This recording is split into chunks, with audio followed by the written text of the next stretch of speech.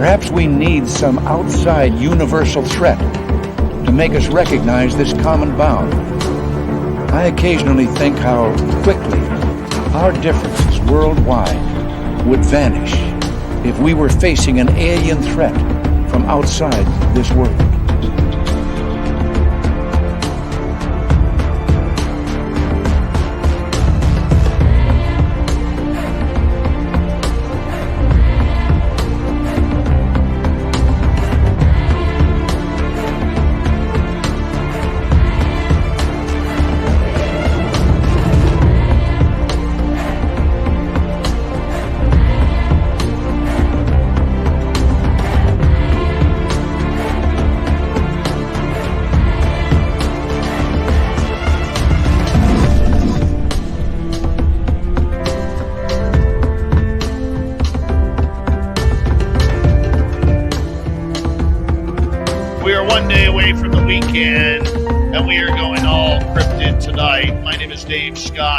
Welcome to Spaced Out Radio. Good to have you all with us as we have Sean Forker in tonight as we get all Fortean. Fortean. That's what we're doing. Why not? It's going to be a hell of a show, I can tell you that. Don't know where we're going, don't know where we've been, but damn it, we're all going to travel that road together and find some monsters along the way. Roll call time. Acreon taking home the gold medal tonight with Nightmare in the silver. Race Fan with a rare bronze medal. Hello, Ann B. How are you? Thanks for coming on in. Kevin, what's up? Cherry Pepsi Mike, the creator of the piano key tie. Nice to have you back. Mama Susan, Stunning Samantha. Mark Longoria, Awesome Ann Palmer, the gorgeous Cosmic Floor, Dirty Filth. National Memorial Gardens is here. National Memorial will be signing autographs after the show. Line up to the left of the studio if you don't mind. To the left of the studio. Oh, look who's here. It's Bigfoot Anonymous. Connor Flynn. He'll be signing autographs after the show as well. Line up to the right of the studio for Connor. To the right of the studio. Ed Clater, nice to see you. Good morning, Natalie. Nice to have you back. And good morning and good afternoon to you, Grandpa Holland in Australia. James Weston, how you doing, man? Thanks for coming on in as we continue on with Roll Call tonight. Magnus Zerum, Mennonite Abe, Dogface Boy from Australia. Good to have you here. The gorgeous Divine Diamond has returned. There she is. Eris Mana, how are you? Thanks for coming on in. And who else is here with us tonight? 405er. Good to see you. And there's the gorgeous and talented Kira. Always a pleasure to have you here. Hope you're feeling better a little bit later. But let's see, where are we going here? Doug Shelby is here. The Doug Shelby has returned. Yes, Double Tim. Nice to see you. And who else is here? Lon Strickler, the man, the myth, and the Fortean legend, all wrapped into one. And yes, he will sign autographs for a Snickers bar. He will. He's told me this. It's true. Guffita, what's happening? Vintage Beard, Uncle Dale and his Power Stash are here. If you're in Austin, Texas, and you see Uncle Dale, rub his Power Stash for good luck right through tax time. Millennium, Roy Boy, and the gorgeous Xochitl Paez. Michael Gutierrez, nice to have you here. Hi, Jose. Been a few days, but good to have you back. Bash the Impaler, thanks for coming on in. The gorgeous Jenny, Luscious Jules, Bigfoot Michigan Rob, nice to have you here. Hi, Steve Wolf. And there's Mr. Eon, the man with the voice of the gods. Right there, Mr. Eon.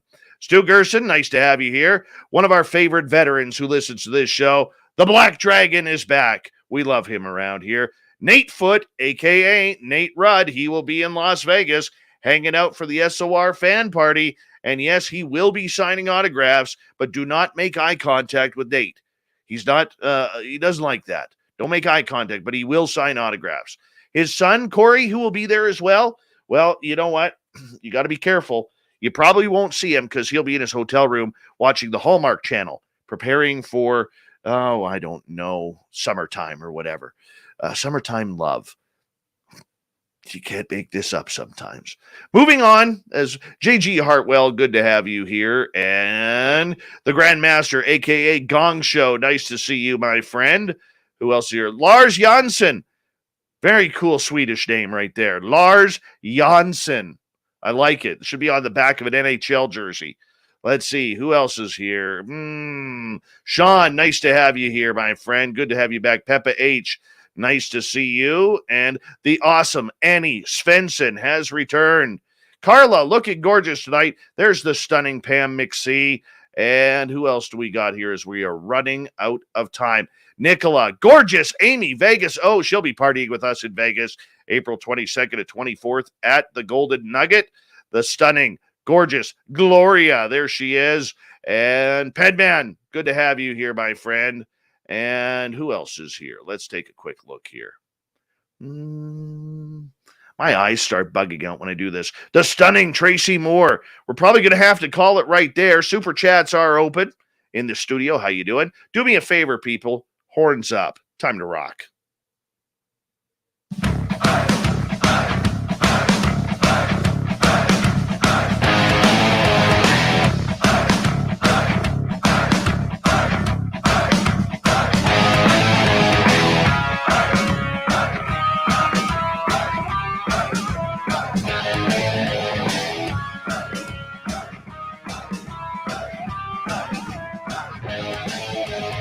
From the mountains of central British Columbia to you listening around the world, this, my friends, is Spaced Out Radio.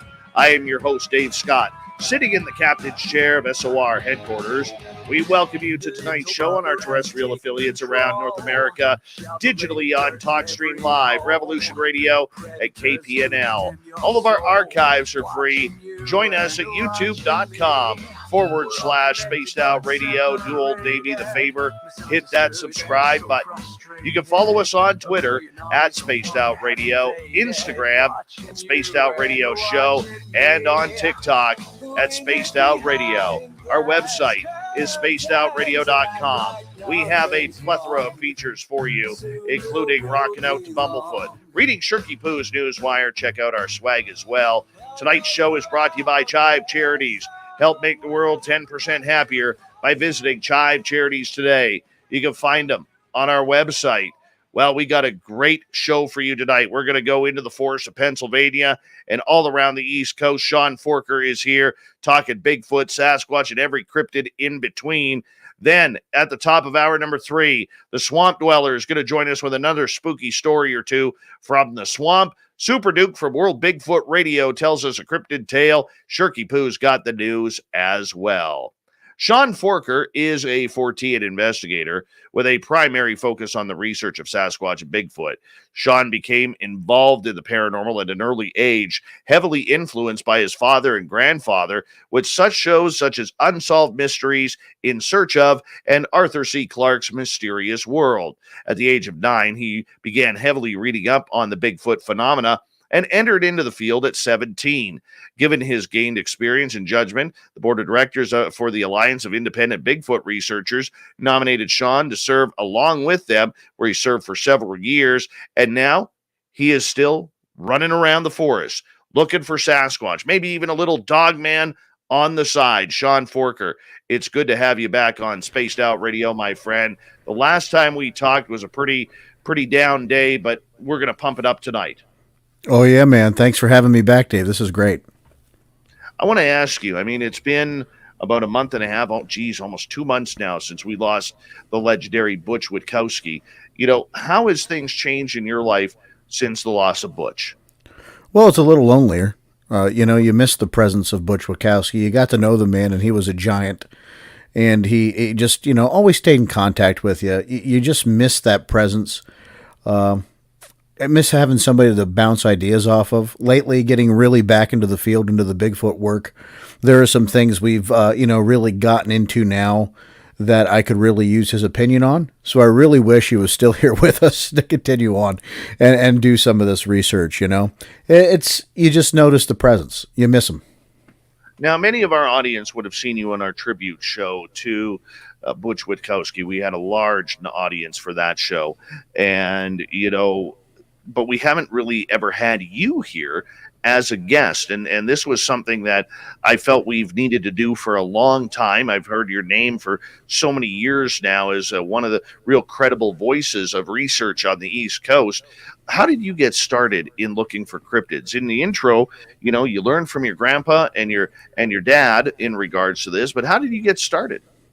Well, it's a funny story. Like I said in the bio, I was heavily influenced by In Search of, Unsolved Mysteries, Arthur C. Clarke's Mysterious World. And I had a habit of talking a lot on road trips, and my dad liked to focus on driving. So on one of the long road trips going to the beach, my dad gave me a book, and the book happened to be Sasquatch, the Apes Among Us by, Canada's own John Green. And I was 9 years old, and that was a voluminous book, and I devoured that book. And you get to a chapter in the book called Eastern Action, and then I realized that there's stories of Bigfoot coming around the areas where I live in Pennsylvania. And it's not just a West Coast, Canada, California, Washington, Oregon phenomena. It's happening in my own backyard. It's funny you say that because literally, my friend, up until probably a year before I started Spaced Out Radio, I always thought Sasquatch was a West Coast creature. You never heard stories on any of the television shows about Oklahoma or Florida or Pennsylvania, New York. You never heard. It was always California, Oregon, Washington, maybe a little bit of Idaho, and then, of course, British Columbia.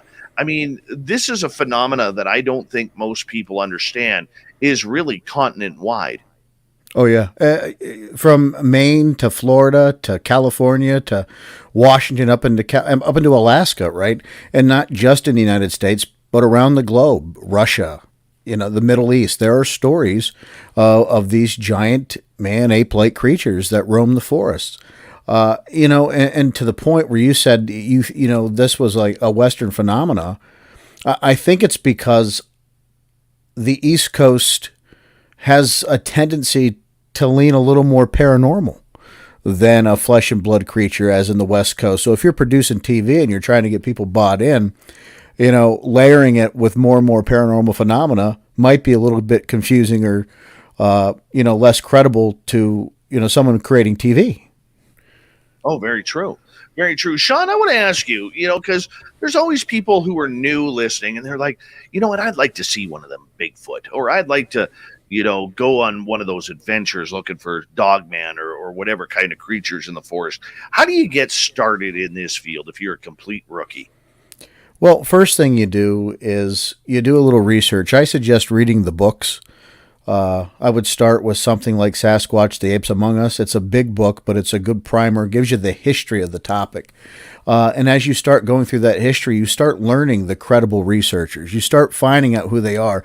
Everybody today, Dave, calls themselves a Bigfoot Cryptid Investigator, and they want to put their fancy logo or their placard out there and, their fancy websites. But you really go and you find people that you can connect with that, not just like-minded, because you don't want to get into groupthink either. You want to challenge yourself a little bit, but find somebody that's willing to take you out and learn and teach you about the subject. And I was blessed by being able to find that when I was relatively young. I met Eric Altman in Pennsylvania. He was my mentor. And he was able to, foster that, and he is a really good dude. Absolutely.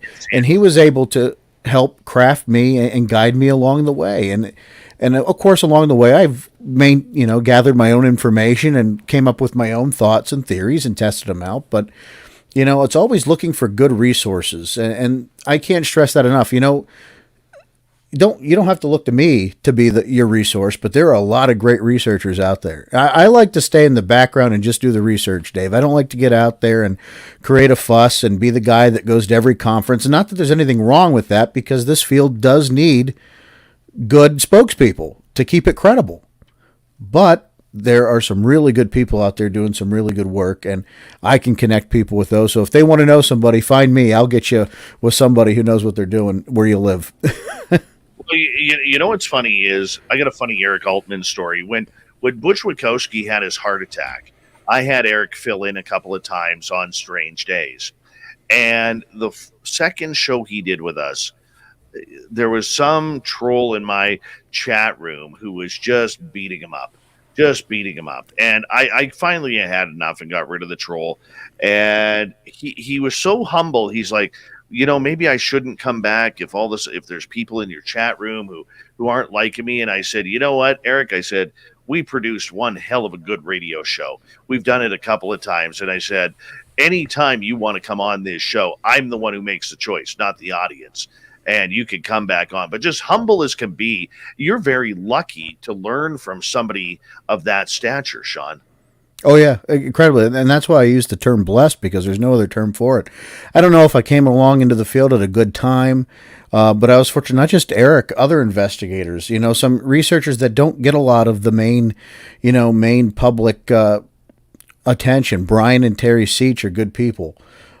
People I learned a lot from in my time in the field in Pennsylvania. Tom Ferentz, Tom Long. I mean, I could go with a laundry list of people that a lot of people haven't heard of that spent a lot of time in the woods of Pennsylvania where I've honed my craft, and they taught me a lot. And even today, you're always a student. And Eric would say the same thing. You're always a student of the research. You're always learning.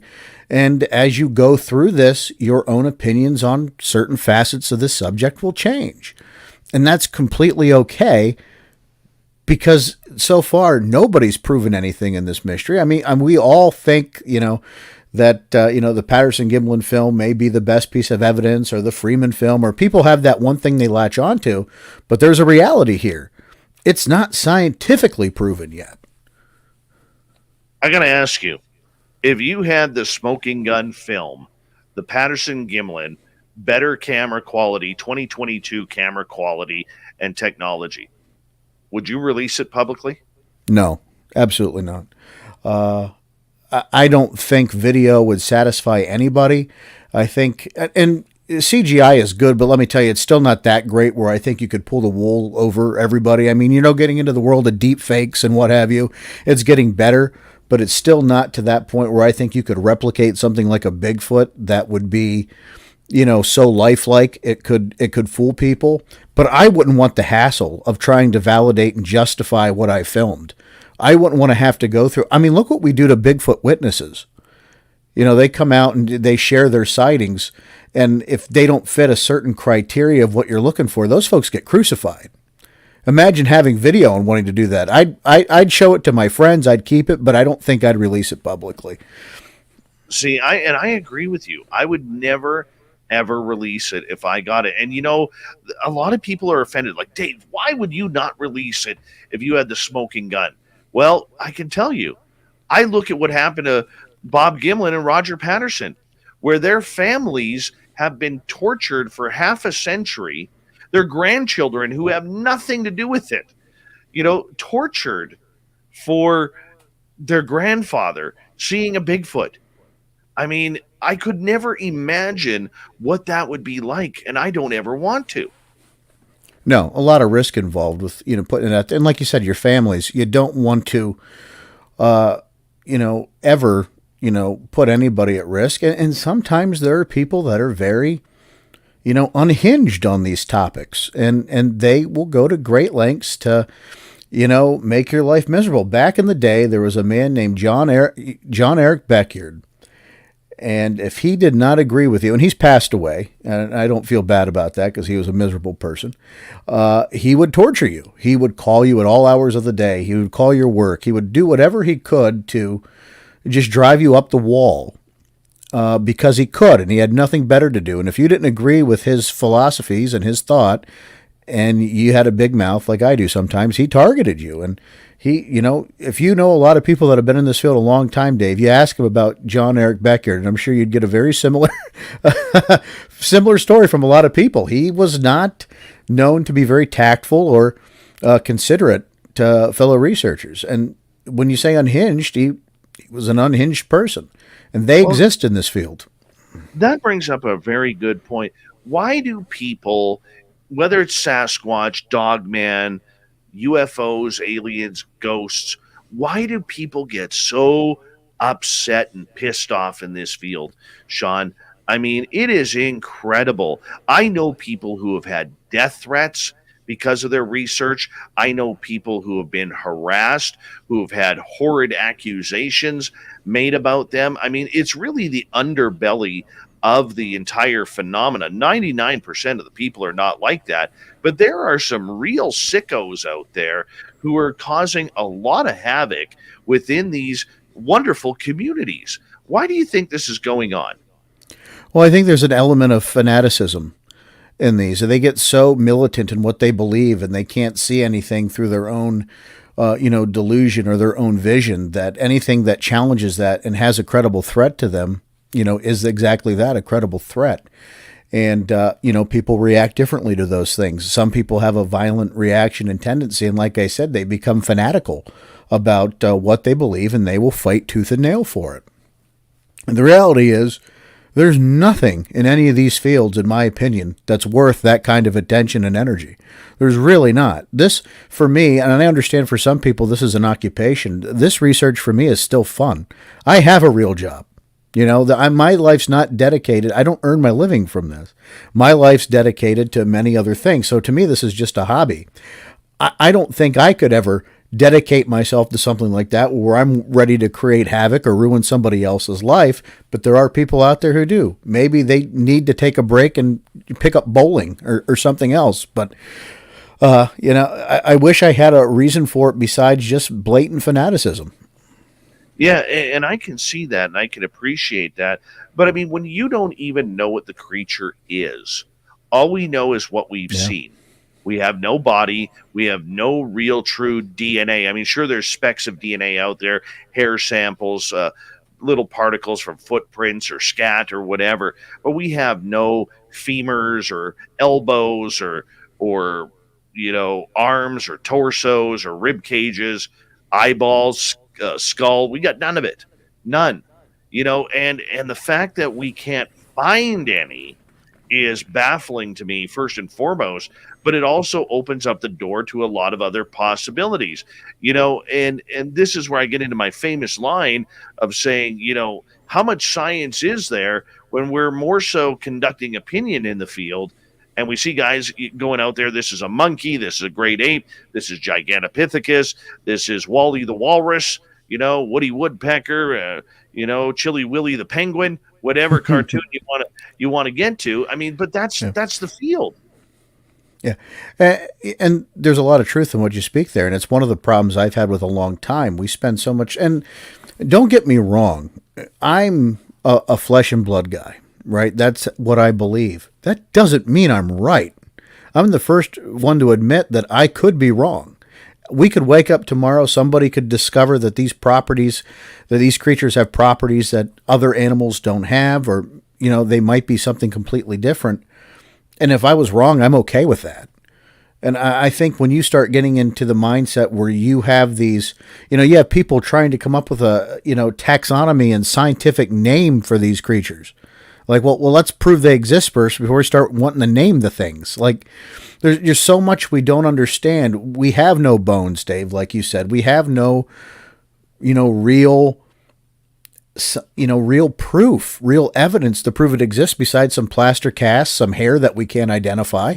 And maybe there are bones out there. I've heard stories through the years that there are bones that have been collected, but where are they? And is there a reason those bones aren't made public and they're not out there? There's some other things to think about in proving the existence of a species that shouldn't exist in a populated country like North America. That could disrupt a lot of industry. Like, there's a lot to go into that. Oh yeah. I was on a podcast earlier today and I was asked that question. A lot of people don't realize the magnitude of finding a new creature or an endangered species. They shut down that area. The government will come in, not because they're there to hunt down the creature, but because they need to learn. They need to learn its habitat, what it's eating, what it's feeding off of. Is it migratory? Where is it living? Where is it doing its business? Where is it procreating? And that takes years within that area without logging, without fishing, without hunting, without camping, without hiking, without mining. That's a lot of money for a community or a business to lose, millions upon millions of dollars. and look at the maps where these creatures are sighted. I mean, they're all across the country. And if you went into some of the less populated areas of the country, like through parts of the Midwest, into Montana, Utah, those areas, where there's not a lot of population, your chances of probably running into these creatures may be a little greater. The reason there aren't a lot of sightings out there is because nobody lives there. Or if those that do live there may already accept it, so it may not be that big of a deal. But if you increase that range and you start thinking about that scope and that magnitude of impact, now all of a sudden you might be affecting the timber industry, the paper industry, the fracking industry, right? There's a lot of billions of dollars at stake here if something like this is proven to be existent.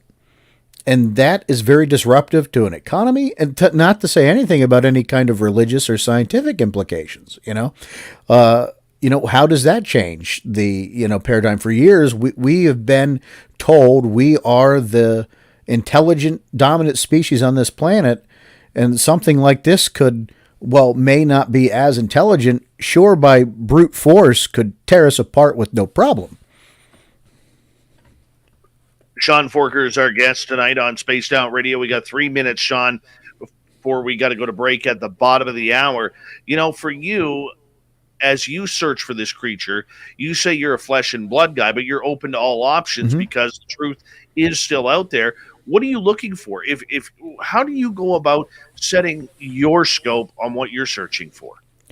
A lot of what I do, Dave, revolves around, fresh eyewitness testimony. And then going to deploy ourselves in areas where there is a history of significant Bigfoot activity, and then just continuing to investigate and, probe into those areas, spend time in the woods. And I'm not a big technology advocate.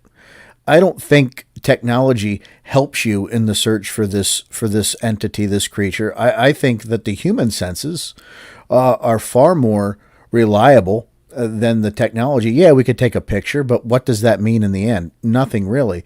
A lot of times that technology distracts us and prevents us from being in tune with the things around us. And that limits us more than it helps us. So I'm not a big technology guy. I think that, the human senses are the way to go.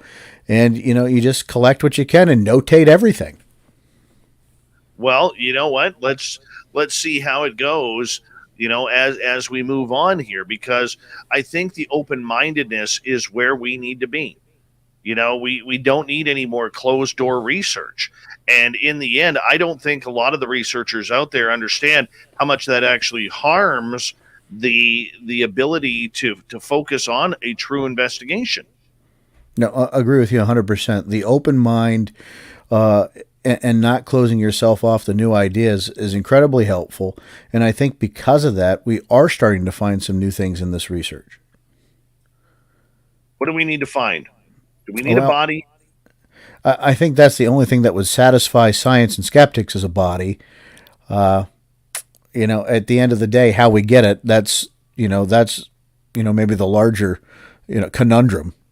Do we take one or do we hope to find one that's already deceased? Oh, what would you do? We got about 45 seconds. What would you do if you came across a body? I'd take the biggest chunk of it I could and get the heck out of the woods and find a scientist that I trust and, start getting to work. How would you go about finding that scientist? Because the only one who really believes it exists is Jeffrey Meldrum. I would probably reach out to Dr. Meldrum. I've met him several times. He's a very nice, knowledgeable guy, very science-minded. But I would probably go to Dr. Todd Disotell first, the man who's been doing a lot of the DNA research. Hey, I have this chunk of Bigfoot. I'd like you to analyze this and let's get some answers. And now let's have some of your more skeptical friends look at this too, so we can get people outside the Bigfoot community on track, looking and seeing what we're bringing in now. This is different. This is something that you can now tangibly see and touch. Let's get to work. You got that right. Sean Forker, Fortean researcher out of the state of Pennsylvania and on the East Coast, looking for Sasquatch. When we come back, we're going to hear about maybe a couple of Sean's favorite close encounters and reports that he's dealt with over the years. Spaced Out Radio continues right after this.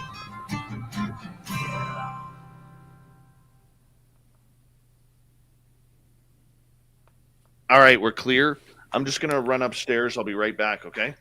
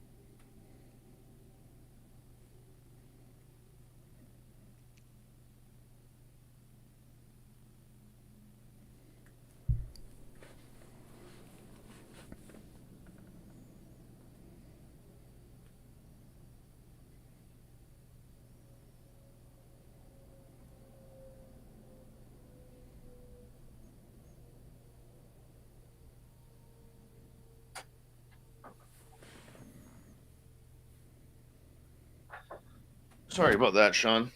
Oh, no problem, my friend. No problem at all. Little guy's all passed out. We went for a daddy-son dinner tonight. Oh, Went that's wonderful. Went and got some chicken wings and some, always full iced tea glasses. My research partner, James Baker, every time we go, the waitress calls them hot pipes because he has like 16 iced teas during dinner. Like, he just loves his iced tea. Unsweetened with one equal. Oh, that's terrible. How does anybody even like that? Doesn't even rate his iced tea. How about it? I like mine with some flavor. Yeah, no kidding. If I can't taste sugar crystals, I don't want it. You got that right. I'm pounding one back right now. If it isn't coating my teeth by the end of the night, I know it's a bad iced tea. I had one of my sons out with me tonight too, visiting some friends. I have 3 kids, and they've survived Dad's nuttiness and all this. And my middle son, Gabe, likes to get out in the field with me. My youngest, I think, is 11. He's starting to really, I think, take an interest in my daughter's in her first year of college. So everything else is far more important than what Dad's doing right now. So yeah, I know that feeling. Yeah, my little guy who's 8, he loves coming out. He loves coming out. We'll throw the side-by-side on the trailer, and I'll be like, come on, bud, we're going for a ride. We're going to find Bigfoot today.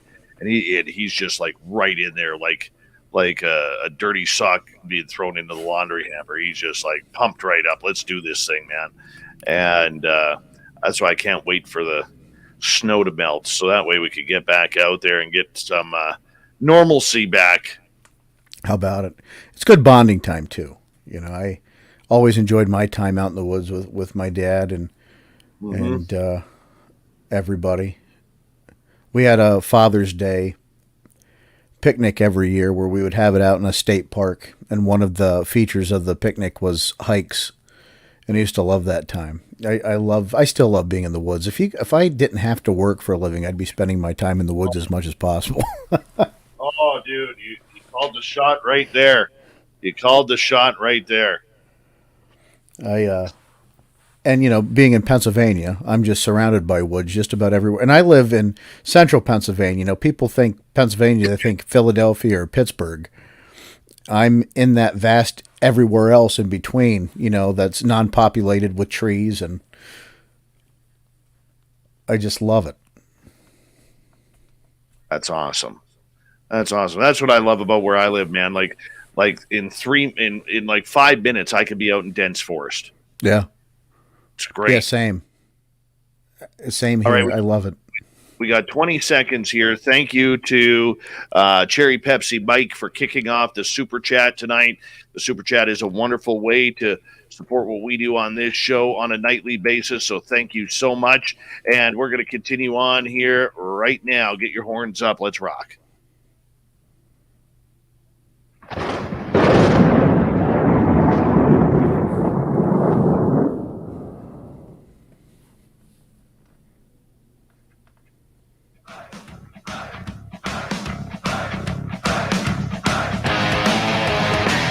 Second half hour of Spaced Out Radio is underway. What's going on, everybody? My name is Dave Scott. Good to have you with us. Want to remind you that if you missed portions of this show or others, check out our free archives by going to youtube.com/Spaced Out Radio. Do us the favor, hit that subscribe button. Our website is spacedoutradio.com. We have a plethora of features for you. Rock out to Bumblefoot, read Shirky Poo's Newswire. Check out our swag as well. Follow us on Twitter at Spaced Out Radio, Instagram at Spaced Out Radio Show, and on TikTok at Spaced Out Radio. Fortean researcher Sean Forker is with us. He's one of the guys who's picking up the slack now that Butch Witkowski has moved on to all the answers, and hopefully he's got them by now. He's probably having a beer and a cigarette with a Dogman or a bipedal canine somewhere.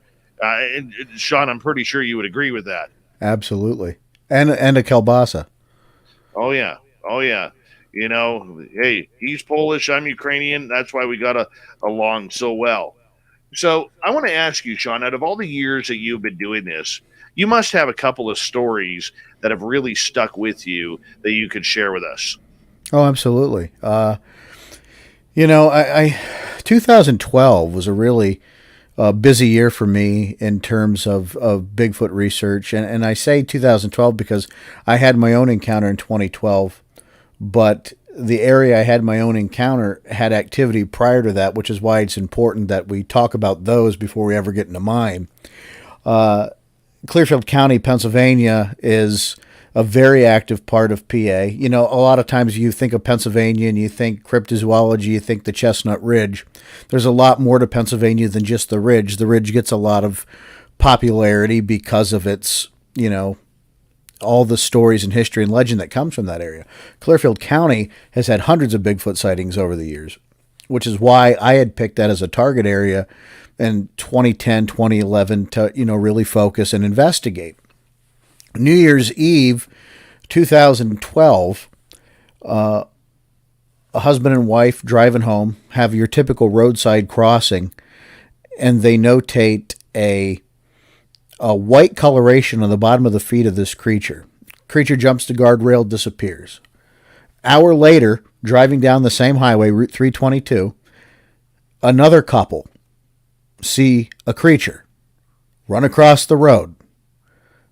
Notates this white soles of the bottom of the feet. These couple did not know each other. I sat down with them independently with a couple other researchers. They, never met each other in their life, coming from different areas, but on the same road, on the same night, within an hour of each other, literally see the same creature. How does that happen? If something, how does that happen? Like, either you have somebody out there really doing a good hoax, but the height doesn't corroborate a hoax. We used my best friend, my brother Ray, as the stand-in for what these folks had seen, and it was 2 feet taller than Ray, and Ray's 6'4". So you can use him as a measuring stick for how tall this creature is. Ray's a big guy, about 350. This creature was bigger than him, and these folks saw this thing, like I said, independently of each other on the same road, within the same, within an hour. So to me, that was like, we need to spend some more time out here. Ray and I would go back and forth. It's about an hour and a half from where I live. We would go out once or twice a week out that way, investigate, saw some really large deer out there, and, just really enjoyed that area. We became friends with the people that owned a restaurant at the top of the, Rockton Mountain out there called Over the Top of the Mountain. It's the name of the bar. And as we're there, we put on a couple what you would call town hall meetings. They were pretty well attended, and we had some good feedback, decent sighting reports taken from them. One was from a man named Ernie, who was out on a cabin on the mountain, and he was playing his guitar in the cabin. And as he looks over, he sees this giant creature, this giant head with these big eyes looking through the window, watching him as he's playing his guitar. Right? So stories like that really, really compel me to, keep going to this area. As I'm doing an investigation in this area, I get a phone call from an elderly lady who lives out not far from there. It's a different county, but it's not far from, where we're doing this research. And we'll call her Mrs. W, because I've never publicly released the information. And she invited, my research partner Ernie Delp and I at the time to go out and meet with them. And so we met them at Over the Top of the Mountain, interviewed her, and she was an older lady, retired nurse. Her husband was a retired school teacher from New York City. Her husband had lost his vision. He had become blind. And, we're sitting there talking to Mrs. W, and she's telling us about, how she would bake pies and she'd put them in the window. And when she would come back to get them, they'd be gone. She would have, rocks pelted at them occasionally. But one morning, her dog was really agitated and needed to go outside. She assumed for the bathroom. It had just finished raining. It's about 3:00 in the morning. She takes her dog outside. The dog runs to the end of the deck and just freezes. Well, she's like, well, the dog really had to go out, and all of a sudden he stops. What's going on? And as she looks down, she gets towards the end of the deck. She sees under this light a Bigfoot going through her dumpster. Rooting through the garbage, and it had the lid open with its arm. She saw the arm, and she said the hair that hung off its arm reminded her more of Spanish moss. And she just stood there and looked at it for a moment, it went off and did its thing. And then she decided she needed to tell somebody about this. Well, as we talked to her, we also notate other things. Her husband, I don't think at first believed her with these stories, but he's blind. So you take away one of those senses, and what happens? Your other senses tend to be amplified. He starts hearing things that he can't explain. Different sounds, different whoops. So Ernie and I are talking and like, you know what? We need to go out and spend some time with these people. We go out, spend some time. We go see this window that she puts this pie on, or her baked goods, whatever it is. It just happens to disappear whenever she puts something up there. And that window's a good 10, 11 feet off the ground. Something big has to be able to get up and take that from that window. One night, her daughter was coming to visit, and one of these creatures jumped over the hood of her car, grazed the hood of her car. She zooms up the road to her parents' house, and she doesn't, she runs inside. She doesn't get back in her car. She doesn't want to go down this road again. She's really frightened. Of course, there's no real evidence to, corroborate what she's saying. But now you have 3 people in this family that have had an encounter with something. It keeps coming back around their home. They have, the husband who can't see can also hear these strange things happening. We spent a lot of time out there. This is old growth forest, Dave. Trees so big you can't put your arms around them. That's how big these trees are. 100-year-old trees. And the more and more I talk to people, like, those are old growth forests, not a hell of a lot of, visitation aside a couple times a year. It's perfect habitat for something like that to live in and survive. And probably has been for a long time. And now that people are starting to encroach more into some of these wilderness areas, it makes sense that it's interacting. habituation is a dirty word in Bigfoot research, right? The continual revisitation of a creature to somebody's home, because a lot of times it's, followed by claims of Bigfoot knocking on your door and asking for garlic, or you're able to communicate with these things unless you ask a researcher to come out to your house, then you can't prove anything. But you have these interpersonal connections with these things, right? At no point did these folks ever say they tried to habituate this thing or keep it around. It just kept coming back. They didn't do anything to solicit it. It just kept coming back. So that was really the, focal point for me to really go out there and understand and to try to find out what was going on. All the time we spent out there, we heard some sounds, but we never saw anything. I never saw anything. I can't say that for sure with Ernie because, he's not here to speak for himself. I never saw anything there. The idea that this creature was almost stalking these people, maybe not in a violent way, but in a way where they were getting very up close and personal, almost friendly, much like a bear that's been around too many humans. Was that cause for concern? Yeah, she was concerned about it because she didn't know. She didn't want to keep encouraging whatever it was that was visiting, but she didn't want to bring it any harm. I think to the point they were agnostic about Bigfoot before, they had sought us out. Until she had the sighting, she wasn't sure what was going on. She thought maybe she was having, a bear or something, getting out there and getting at their stuff. But for me, even if she didn't have that sighting, the husband being able to have these, hearing these things he can't explain, that was a little bit more telling to me. And, he's a very calm, rational guy. Like, a lot didn't rattle him, and those made him uncomfortable. So, how do you explain that? Yeah, there's an absence of evidence, right? Also what we found on the property were these giant, gloppy, pancake-looking craps that we would find just on the property. What else leaves those out there? It wasn't bear scat that, what's leaving that out there. Okay, so the idea that this creature was in the area, do you think it was just kind of migrating through? I think perhaps it was something that just lived in those woods and has been there for a long time. These folks, after they moved out there, I think were one of the few people that lived in this area year round after that. It's more of a kind of resort type area where people just visit in the summers into the early fall. They don't stay out there year round. These folks lived out there year round. And, as you get out there and you acclimate to the environment, perhaps this thing's, trying to, who are you? Why are you here? Nobody else is here to this time. What are you doing here? I think it's curiosity is what brought it in. And then, hey, guess what? Here's a food source. These people are leaving trash out here.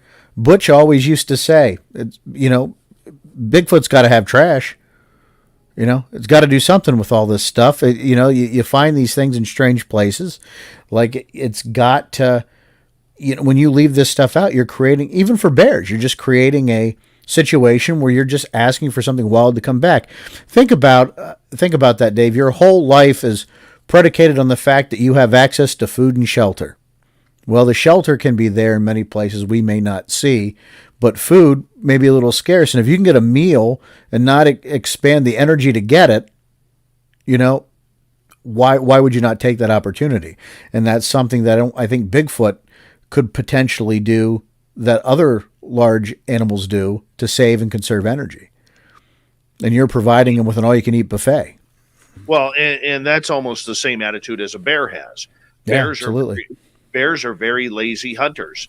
They don't want to go hunt. They don't want to go kill. It takes energy to do that, a lot of energy. And if they can be in a civilized area or a rural area where there's garbage cans and people throwing food out into the backwoods because they don't want it anymore or whatever, I mean, hey, why not take the free meal? It's easy. Absolutely. And you expend less energy doing it. So why would you not? So I think when, your question, I don't think it was malicious in any intent. I think it just got comfortable with the fact these folks were here. I don't consider it a habituation situation because they weren't actively engaging in keeping it or trying to communicate or making these grandiose claims about it. They were just these elderly couple that had a nuisance animal they had a lot of questions about. And it just happened to be we fit the profile of someone they wanted to talk to about it. Went out and did the investigation. Friends of mine, Jeff and Julie Anderson, still do a lot of research out that way, stay in touch with them. Took them out firewood, made sure they were okay. And the activity has seemingly kind of gone down. But I think that's also when you start adding new people into the element, maybe you're scaring it off because now all of a sudden this creature that was used to, just a couple or, a handful of people. Now you've got more people coming out there disrupting your everyday routine, and you may just drive it off. Right. But this creature, though, really didn't seem to be acting in any sort of aggressive behavior. Kind of like, yeah, I see you there, but I'm just going to go do my thing and scrounge around. I'm a little hungry. Maybe there's half a burger or a bone from a steak in here somewhere. Yeah. And there are reports from all over, Dave, of Bigfoot being these violent, creatures. I don't buy that. I think if that was the case, there'd be a lot more injured folk out there reporting Bigfoot sightings. Opportunistic, maybe. Are they taking advantage of the situations they're in? Absolutely. Violent, I don't think so. The Mr. and Mrs. W never at any point indicated that they felt anything besides just uncomfortable. Never felt threatened, just uncomfortable. And it was that uncomfortable feeling that caused the fear, not anything generated by this creature in an intimidation sense. That leads me to question, do you think Sasquatch is a curious creature or one that's minding its own business but may just encroach on areas close to humans? I think it's a very curious creature, and a lot of sighting reports indicate that. You mentioned stalking, that behavior. We think stalking as in a very negative sense because it's fear oriented, right? I think it's following us to see what we're doing. It's just curious about us, as some of us are about it. What are these naked monkeys doing walking through my woods? Think about that. They probably have just as many questions about us as we do them. We just might be able to articulate it a little better. But at the end of the day, when you see a lot of these reports, aside from your roadside sightings, a lot of what we may be considering intimidation technique may not be intimidation. It may be they're testing us to see how we're going to react to their presence. And that's something to think about. Like a lot of these bluff charges that you hear, rock throwing, which I've experienced the rock throwing. These things, they seem dangerous, but let me tell you, if the rocks were really meant to hit you and hurt you, they would do so. I think they're meant to scare you off or to test you and see, how much can you handle before you decide to tuck tail and run. Well, and that's a big one right there is, the curiosity of this creature trying to figure out, what is going on, especially when it's, there's humans around every single day in their areas, whether it's loggers, which I could assume they would be kind of pissed off at, whether it's campers or whether it's hunters, which I could see the fear, because I really do believe that Sasquatch has a very sharp nose for the smell of gunpowder. That's interesting. Whether it's children playing hide and seek or a game of tag in the trees. I mean, I can see where the curiosity comes in with this creature. Absolutely. Because, when you're battling apex predators for food and living area and everything, seeing these little things that are hairless that kind of look like you, yet they're smaller than you, of course it would attract. It's like, if you're a parent, okay, I think all of us as parents love to see happy children. And when you drive by a park, or you take your child to the park or the water park or somewhere like that, and the children are screaming and laughing and playing and running around and having a good time, it does nothing but build up your own spirit. Could it be something like that? Absolutely. When we often talk about that curiosity factor, and like you mentioned, the children playing, and I don't think it's inherently a violent or malicious creature, Dave. I think these chance encounters that happen, chance on our end, not chance on their end, like a ninja spying. Absolutely. Like it's curious about us and wants to understand us.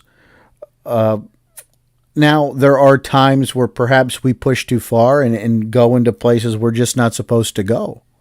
We might be getting a little too close to them, and they want to push us out of those areas. I don't know. All this is, supposition, because again, we go back to what we said at the beginning. If there's no real evidence this thing exists, people are interacting with something, and this something's interacting back. Where do we go from there?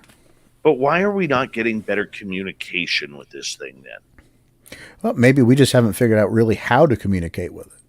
And once you can break that, you get some, you know what I mean? Yeah, and you see, and I apologize for cutting you off there.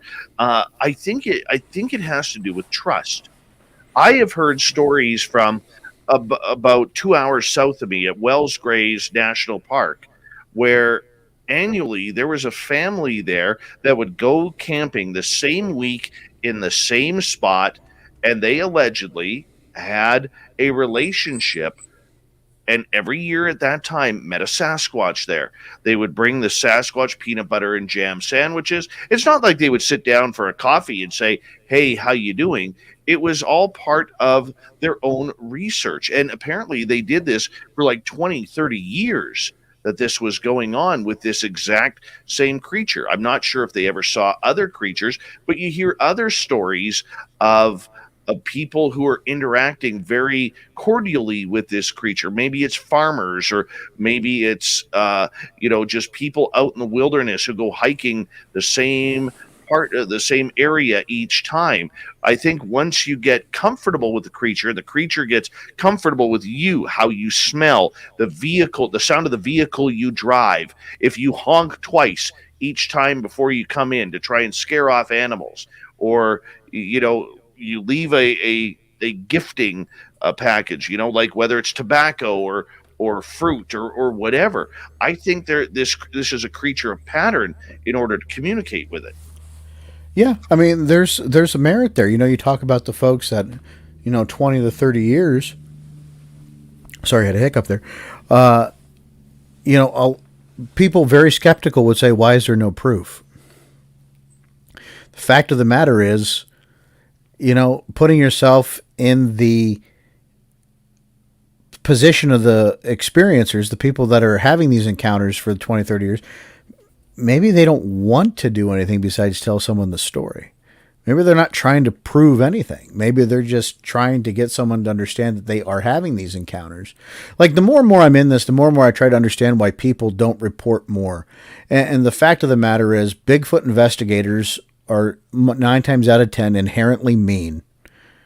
And when we're investigating a sighting, one thing we never consider is the emotional state or the effect we have on our actions on the witness. And we can be oftentimes far more intimidating than the subject they're trying to chase, because if it doesn't fit our narrative, we don't like it. And we find every reason to disprove it instead of to believe it. Habituation has had a long history in Bigfoot research, but over time, because some folks have been very, over the top with the claims they made with it, has put that in the position where people don't want to believe in it so much. I have some great friends out here in Pennsylvania, Jamie and Jenny King, and they research much differently than anybody I know, and they do the gifting, and they have results. And I have no reason not to believe them, because I know them, I know their hearts. And Sean, I'm going to get you to hold on right there. Sure thing. We'll talk about that. Gifting, getting to know Sasquatch. Are they into Cosmo or are they into Sports Illustrated? We'll find out next. Sean Forker, and we'll ask your questions from the chat rooms as well. Spaced Out Radio continues with hour number 2 next.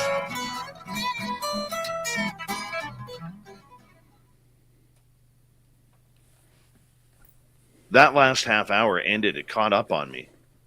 Quick, huh? Went fast. Very fast. This is a great show so far, man. Sorry, it's 1 o'clock my time, so sometimes my thought patterns drift off around this time because I'm usually sawing logs, you know? Yeah. Well, There's just so much to this, man. There really is. And to your point, the curiosity factor, it's spot on. Hey, I'm just going to go check on my son again. I'll be right back, okay? Sure thing, Dave.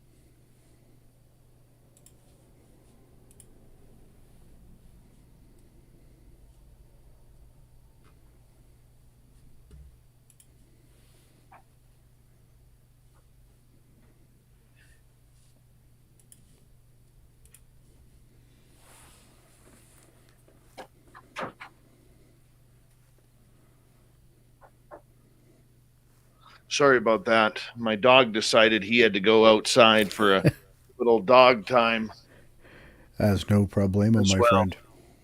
All right. Who came in here while I was gone? Brazelhoff, how you doing? Gorgeous D. Swiger. Good to see you. Bob Birkins, thanks for coming on in. Scott Barnett. Forker, what are you up to? About 5'6". All right, we are caught up there. We got a good crowd tonight, man. Good crowd. Thank you, everybody who's tuned on in.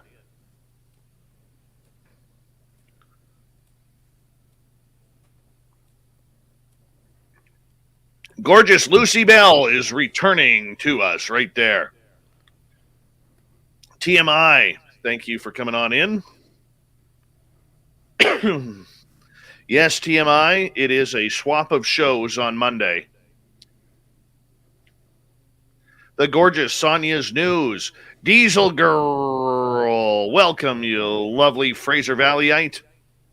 Al Menial, thanks for coming on in. Want to say a big thank you to Cherry Pepsi Mike for the super chat tonight. The super chat is a wonderful way to support what we do on this show on a nightly basis, so thank you so much. A big thank you to all the veterans out there who are tuning in right now. We really love you and appreciate you, and you always have a safe home in our chat room. And, of course, all our regulars who are here nightly, much love to each and every one of you. If you're brand new, do us a favor, hit that subscribe button, ring that bell. We are literally here 7 days a week for your listening entertainment. Yeah, we don't stop here. We just keep going. We're kind of stupid that way. So we just, we're like the Energizer Bunnies. We go and go and go. Here we go. You're listening to Spaced Out Radio with Dave Scott. Follow Dave on Twitter at Spaced Out Radio and on Facebook, Spaced Out Radio Show. Here we go, kicking off hour number 2 of Spaced Out Radio tonight. Good to have you with us wherever you are on this beautiful planet we call Earth. Hi to everyone listening in on our terrestrial affiliates around North America and digitally on TalkStream Live, Revolution Radio, and KPNL. All of our archives are free. Join us at youtube.com/Spaced Out Radio. Just do old Davey the favor, hit that subscribe button. The Desert Clam has set the password for tonight in the SOR Space Travelers Club. Nubble. Nubble is your password. Use it wisely, Space Travelers, as the Clam sets the password each and every night right here on Spaced Out Radio. Our website is spacedoutradio.com. We have a plethora of features for you. Rock out to Bumblefoot, read Shirky Poo's Newswire, check out our swag as well. Follow us on Twitter at Spaced Out Radio, Instagram at Spaced Out Radio Show, and on TikTok at Spaced Out Radio. We continue on tonight with Sean Forker. He is a Fortean researcher out of the beautiful state of Pennsylvania, searching for Sasquatch and what the legend is all about. And Sean, thank you so much for joining us. Oh, it's my pleasure, Dave. I've been having a blast. Me too, my friend. Me too. All right, before we get to questions from the audience, right before the break, we were talking about the curiosity of Sasquatch. And I think this is a very, very undermined attitude that we have as researchers, not looking into this creature's curiosity. We're always looking for footprints. We're always looking for, any type of structure, whether it's big crosses in the forest or some sort of teepee-like, lean-to-like structures. What if we allow the creature just to come to us? Would that improve our chances of finding out more about it? If, say for 3, 4, 5 weeks in a row or more, we go to the same spot at the same time in the same vehicle, wearing the same clothes. Do you think that might help? I think there's merit in that thought process. The more you become acclimated to the environment, the more comfortable the environment becomes with you, right? And I had mentioned Jamie and Jenny King before we took a break. I'm learning a lot from them. Sometimes a lot of it is just the energy you're projecting too. It's grounding yourself and, putting out, positive intent. And I know it seems maybe a little esoteric for folks, but there's power in positivity, right? So as cliche as it may be a part of the key to this puzzle. What you're putting out and projecting That feeling could be part of what's keeping these things away, or allowing them to come to you, and an open-mindedness. I don't know.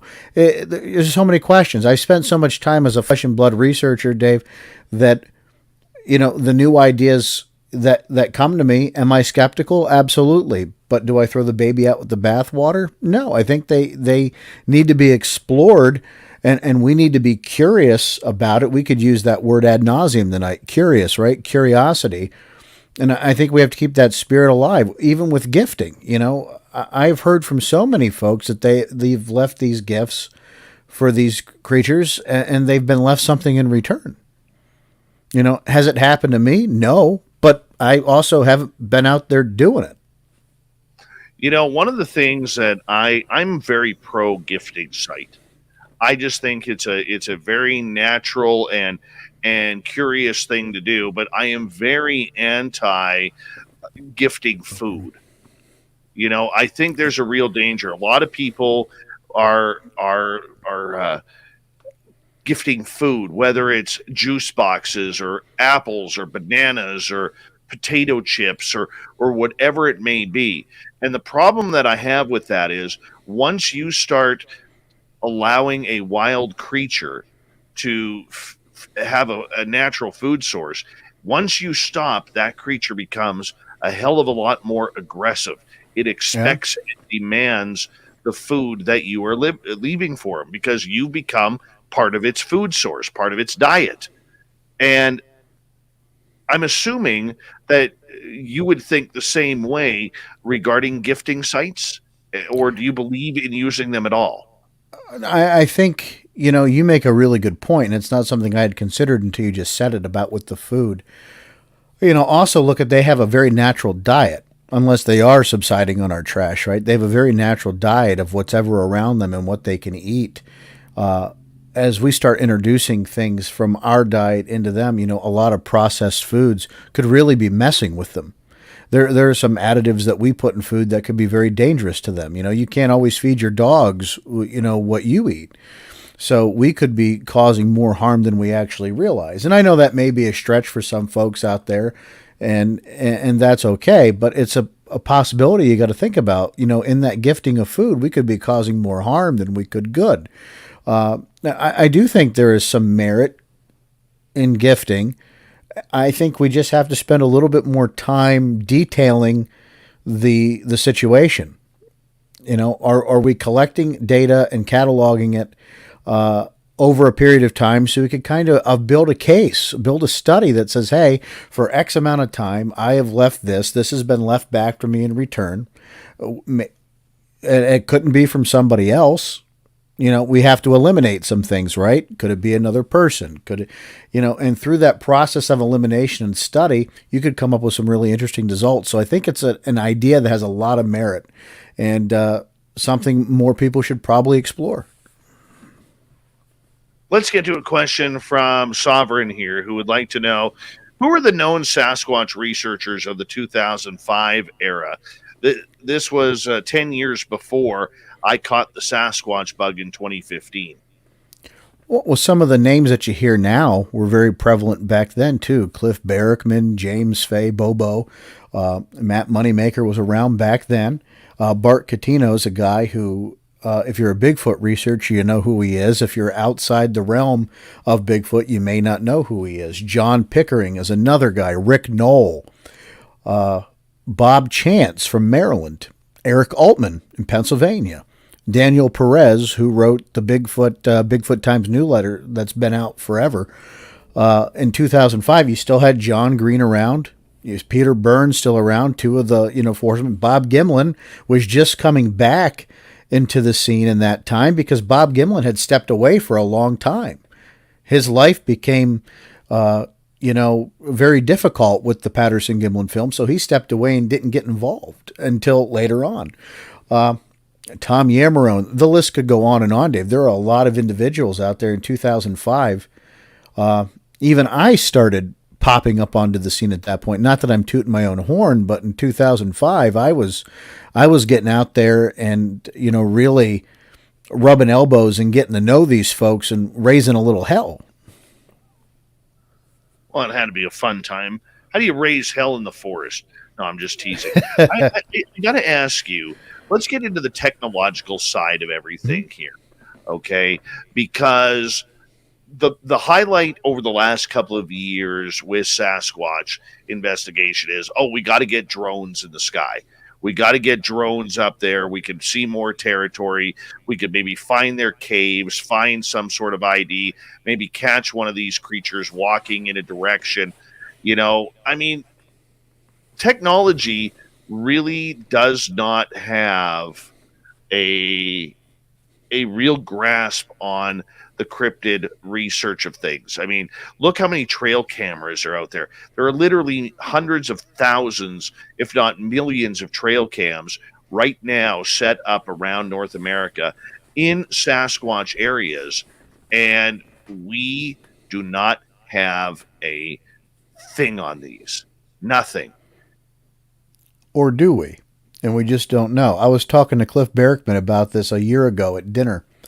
A couple years ago at dinner now, and we were talking about game cams, and he has seen some photographs that won't ever see the light of public because the people don't want them out. So the answer is perhaps there are things out there that we just haven't seen because people don't want us to see them. And, technology isn't limitless. It's limited, and it's just now starting to get good where we can use it for a lot more applications. We can use it a lot more practically for Bigfoot research. Okay, what's the next step? I mean, we've tried thermal, we've tried night vision, we've tried trail cams. Drones are the next portion of this. Where do we go from here? Well, drones still make noise, right? And I think it was called Project Falcon, and Dr. Jeff Meldrum was a part of it, where they were trying to use blimp to go around the forests and use different types of cameras to, collect photographic video evidence. And I think there was some merit there. Thermal has had some interesting hits. Mike Green in North Carolina, Stacy Brown, Florida, I believe, and Bart Catino, three gentlemen, that have had luck, and their thermal images are out there. You can see them. And they can't be explained within the proportional ratio of a human. The size, the limb, they just can't be explained as a person. And I know the Stacy Brown one, there's some folks out there that say it was a hoax, but it hasn't been proven to be a hoax. And that's telling, because when we start getting into evidence, Dave, everybody's like, well, it's a hoax, and so and so. There's never been a definitive proof that the Patterson-Gimlin film's a hoax. Nobody's been able to prove it's a hoax. It's always, well, the onus is to prove it's real. No, it's to prove it's fake. And nobody's been able to do that. And it's just like some of these, trail cam or these thermal images. You have to prove that what you're seeing through that lens and the heat proportions, the limb ratio, like you have to prove that's not a Bigfoot, because you're already eliminating human just by mathematics.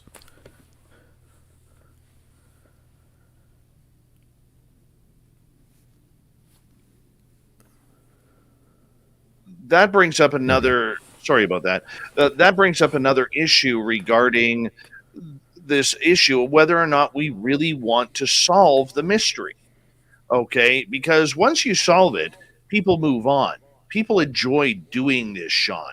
I enjoy it. I'm an amateur. I don't go out to research or investigate. I just go out because I want to see it. I have no camera. I do have some toys in my bag right here. I've got a night vision and a thermal camera. And I'm pretty happy about that I got some toys that I can go out in daytime and I can go out in nighttime. But the point that I'm getting at is this.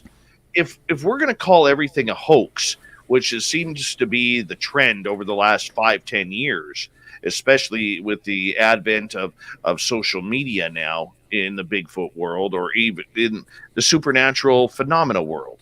Okay. I mean, how are we ever supposed to prove something or provide quality evidence if 50% of the population, before they've even seen it or talked to anybody, is throwing the hoax word out? Yeah, it's very difficult. And the one thing I have to say, Really is as investigators, we've put so much information out there through podcasts and radio programs and TV shows, documentaries and books. We've made it easier for people to hoax us. We've given you the golden map on how to pull off the best Bigfoot hoaxes ever. And you don't even have to do a video. You can fake an encounter without having to have a sighting. Like, that information's out there. We've taught you suspected Bigfoot behavior, and if you were somebody that really wanted to pull the wool over somebody's eyes, you could do it easily now. So in our quest to get this information out to the public and to make it more palatable and to get a little bit more scientific, we've actually hurt ourselves by putting so much out there. We've made it easier for folks to hoax us. Oh, I agree with you. I agree we've made it easier, but do we really want answers? I mean, I can tell you right now, I got a photograph of a ghost that I sent to Butch Witkowski. I sent it to David Weatherly. I sent it to a couple other people who are very well known in the community to break down the photo. And yet I had this no name out of Ontario say, well, your photo's a hoax. It's a hoax until I prove it, that until I see it and I put it through, then I don't believe the photo. I said, well, I don't know who you are. I'm not just going to send you the photo when I don't know who you are.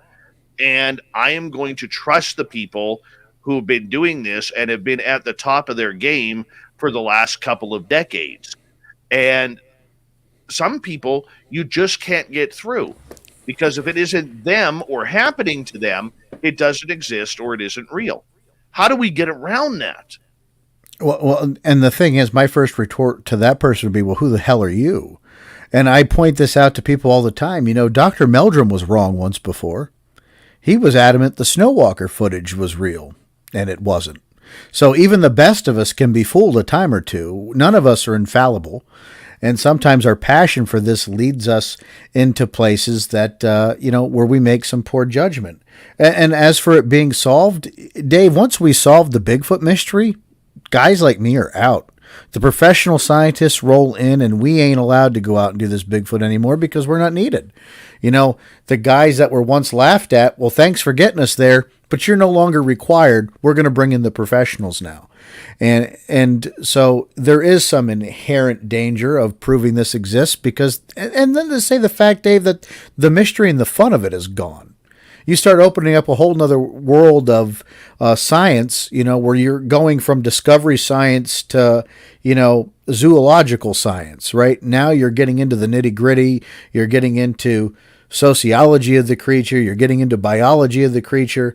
You're getting into a lot of, higher level scientific areas that most of us laymen aren't equipped to get into. So we're not needed anymore. So that's the danger of proving it. I don't know. I throw that one back and forth all the time. Do you really want to solve the puzzle? Because you're not going to be doing it anymore. Well, and that's part of the big mystery. I mean, do we want to take that chance? At one point, we're going to have to put up or shut up. So that question is going to inevitably answer itself one way or the other. Do you want to see it, maybe for yourself, but outside of yourself, Sean, do you want to see it actually come to fruition that this creature is solved and proven real? I do, mainly, and it's a little selfish of me to say this, mainly because people won't look at you anymore and say you're the weird Bigfoot guy. You spend all this time, all this money, all this resource chasing something that the rest of the world, the majority, doesn't think it's real. Part of me wants that vindication to be able to say, guess what? All this was worth it. Because it has taken a lot of time, a lot of resource, a lot of money, and a lot of energy to go out and do. So I would like the vindication, I guess a little selfishly, though I know it would be the end of everything I love to do.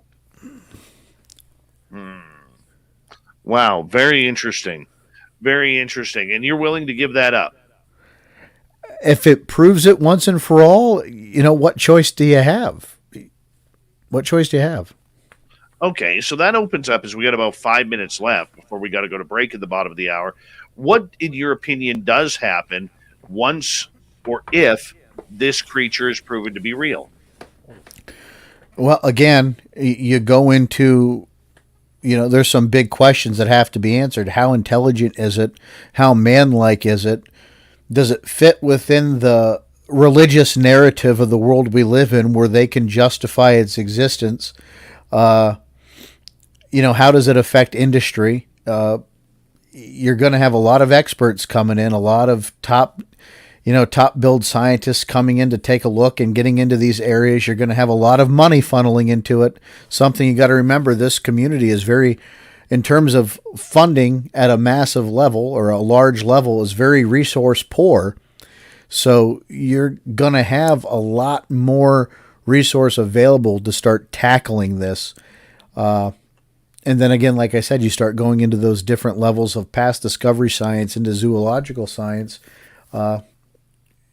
sociology, biology, the list goes on of all the different sciences and the different disciplines you're going to try to roll through to, get a concrete idea of what this is and how does it fit with us? Where does it fit in the, in the evolutionary line? And, does it even belong here on planet Earth, right? Is it native to us?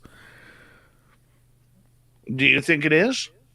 I do. I think that what we have is a species of ape that's managed to adapt and evolve in the climate of North America and has been able to be very comfortable here because it exhibits a lot of primate behavior.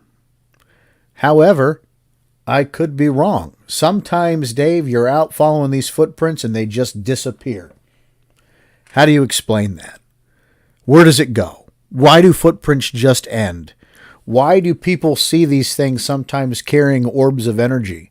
Why do they see these things just randomly disappear and dissolve into nothing? Stan Gordon's got a great story where one of these creatures is trying to break into a house. Lady opens the door, blasts it with a shotgun, and it just explodes. It just, disappears. That is very, very amazing in regards to that. See, I'm more of the supernatural variety. This is where you and I differ, but I think you and I are both mature enough to have that conversation. I think this creature does have, I don't want to call it supernatural, but I think it does have some interesting capabilities that we cannot explain. Example, the footprints. I almost, laughed off Cliff Barrickman on this show, who is a hell of a guy, by the way. He is a hell of a guy. But when you're trying to explain to me, and I'm no scientist, but the one thing I do know is that when you walk backwards, you're going to make a double print. You're not going to make a single print and step right back into the exact same spot with a different stride, a different balance, a different weight pressure on everything. I mean, it doesn't make sense because that's BFRO's reasoning for the tracks that just end. Well, the creature just walks its way back. You would have a double print. Yeah, I don't know if I buy that either, Dave, to be honest with you. I would rather leave that as a mystery than use the excuse that it backtracks because you're talking about each footstep being perfect. That there's 100%. No chance of error. And I can't do that. Michael Jackson couldn't do that, and he perfected the moonwalk. How could you do? I don't know if I buy that at all, to be honest with you. But from a supernatural aspect to it, the Native Americans have their own beliefs as to what this is, and many who I grew up with believed it was either a shapeshifter or some sort of interdimensional being. And who are we to say they're wrong? Right? We don't know. And that's the debate. That's the great debate. I mean, do they bury their bodies? Do they eat their bodies? I mean, nature is very good at cleaning up after itself, even with bones. Yeah, very quickly they disappear. And I think people forget that sometimes. And, Gigantopithecus is, what most folks, I don't want to say most folks, what some folks believe the origin of Bigfoot is, a Pleistocene ape that managed to survive the Ice Age, go across the Bering Strait in North America, make its home and adapt to the environment. I like that theory, but we don't have a lot of bones to prove that even existed. Very true. We got Sean Forker for another 30 minutes here on Spaced Out Radio. We're having a great time talking Sasquatch tonight. What do you believe? Do you believe it's real? Do you believe it's flesh and blood? Is it supernatural? Do you got the woo? Spaced Out Radio continues after this.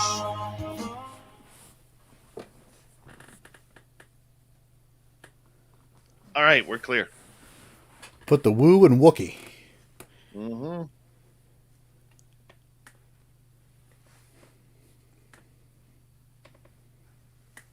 The one thing I will say is the intelligence of this creature is phenomenal.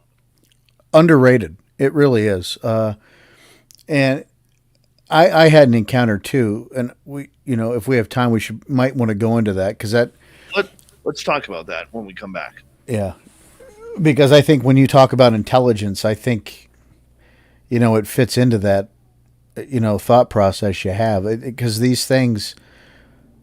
Yeah, I don't know why I internally battle so much with them being real or not, because I had a sighting, but part of it is just like, what came from it. It's definitely a lot more than we give it credit for.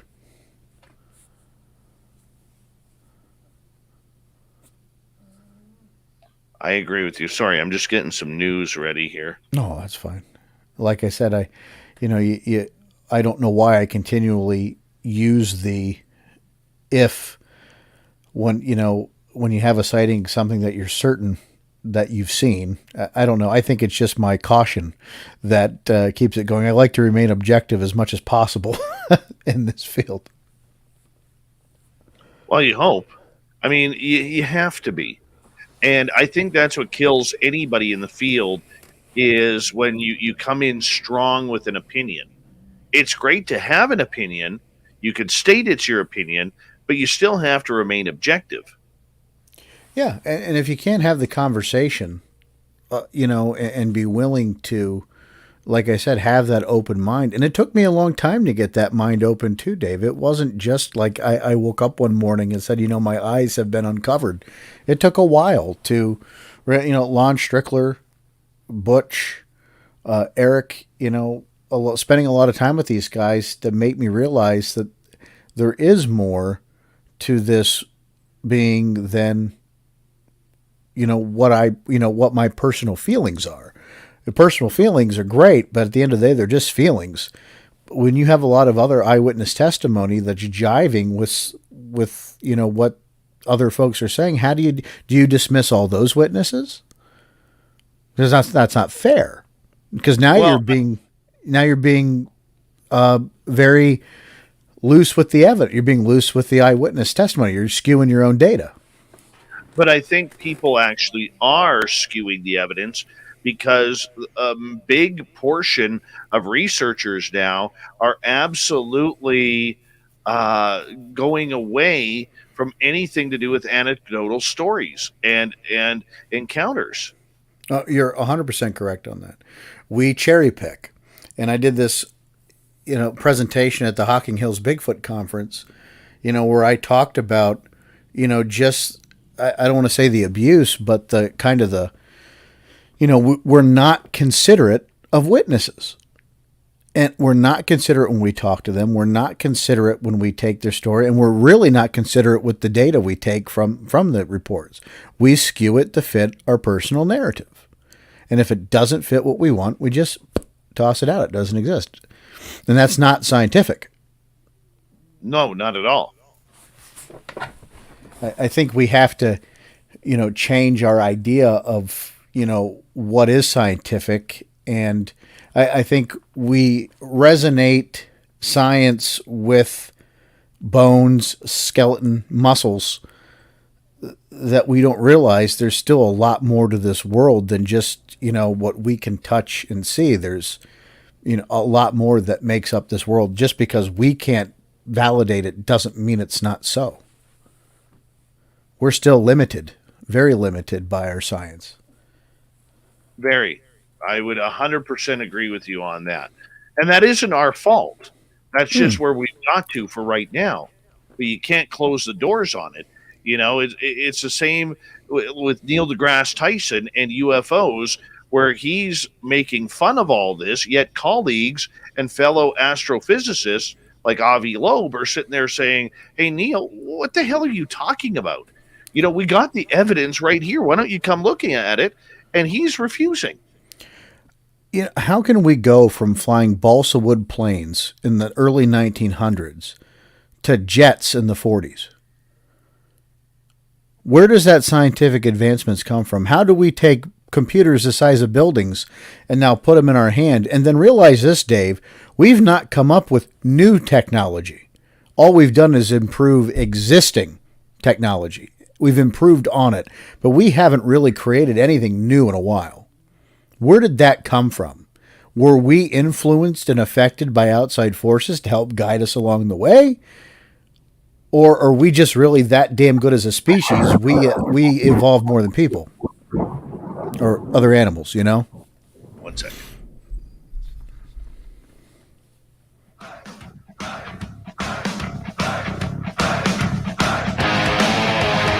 We passed the halfway point of Spaced Out Radio tonight.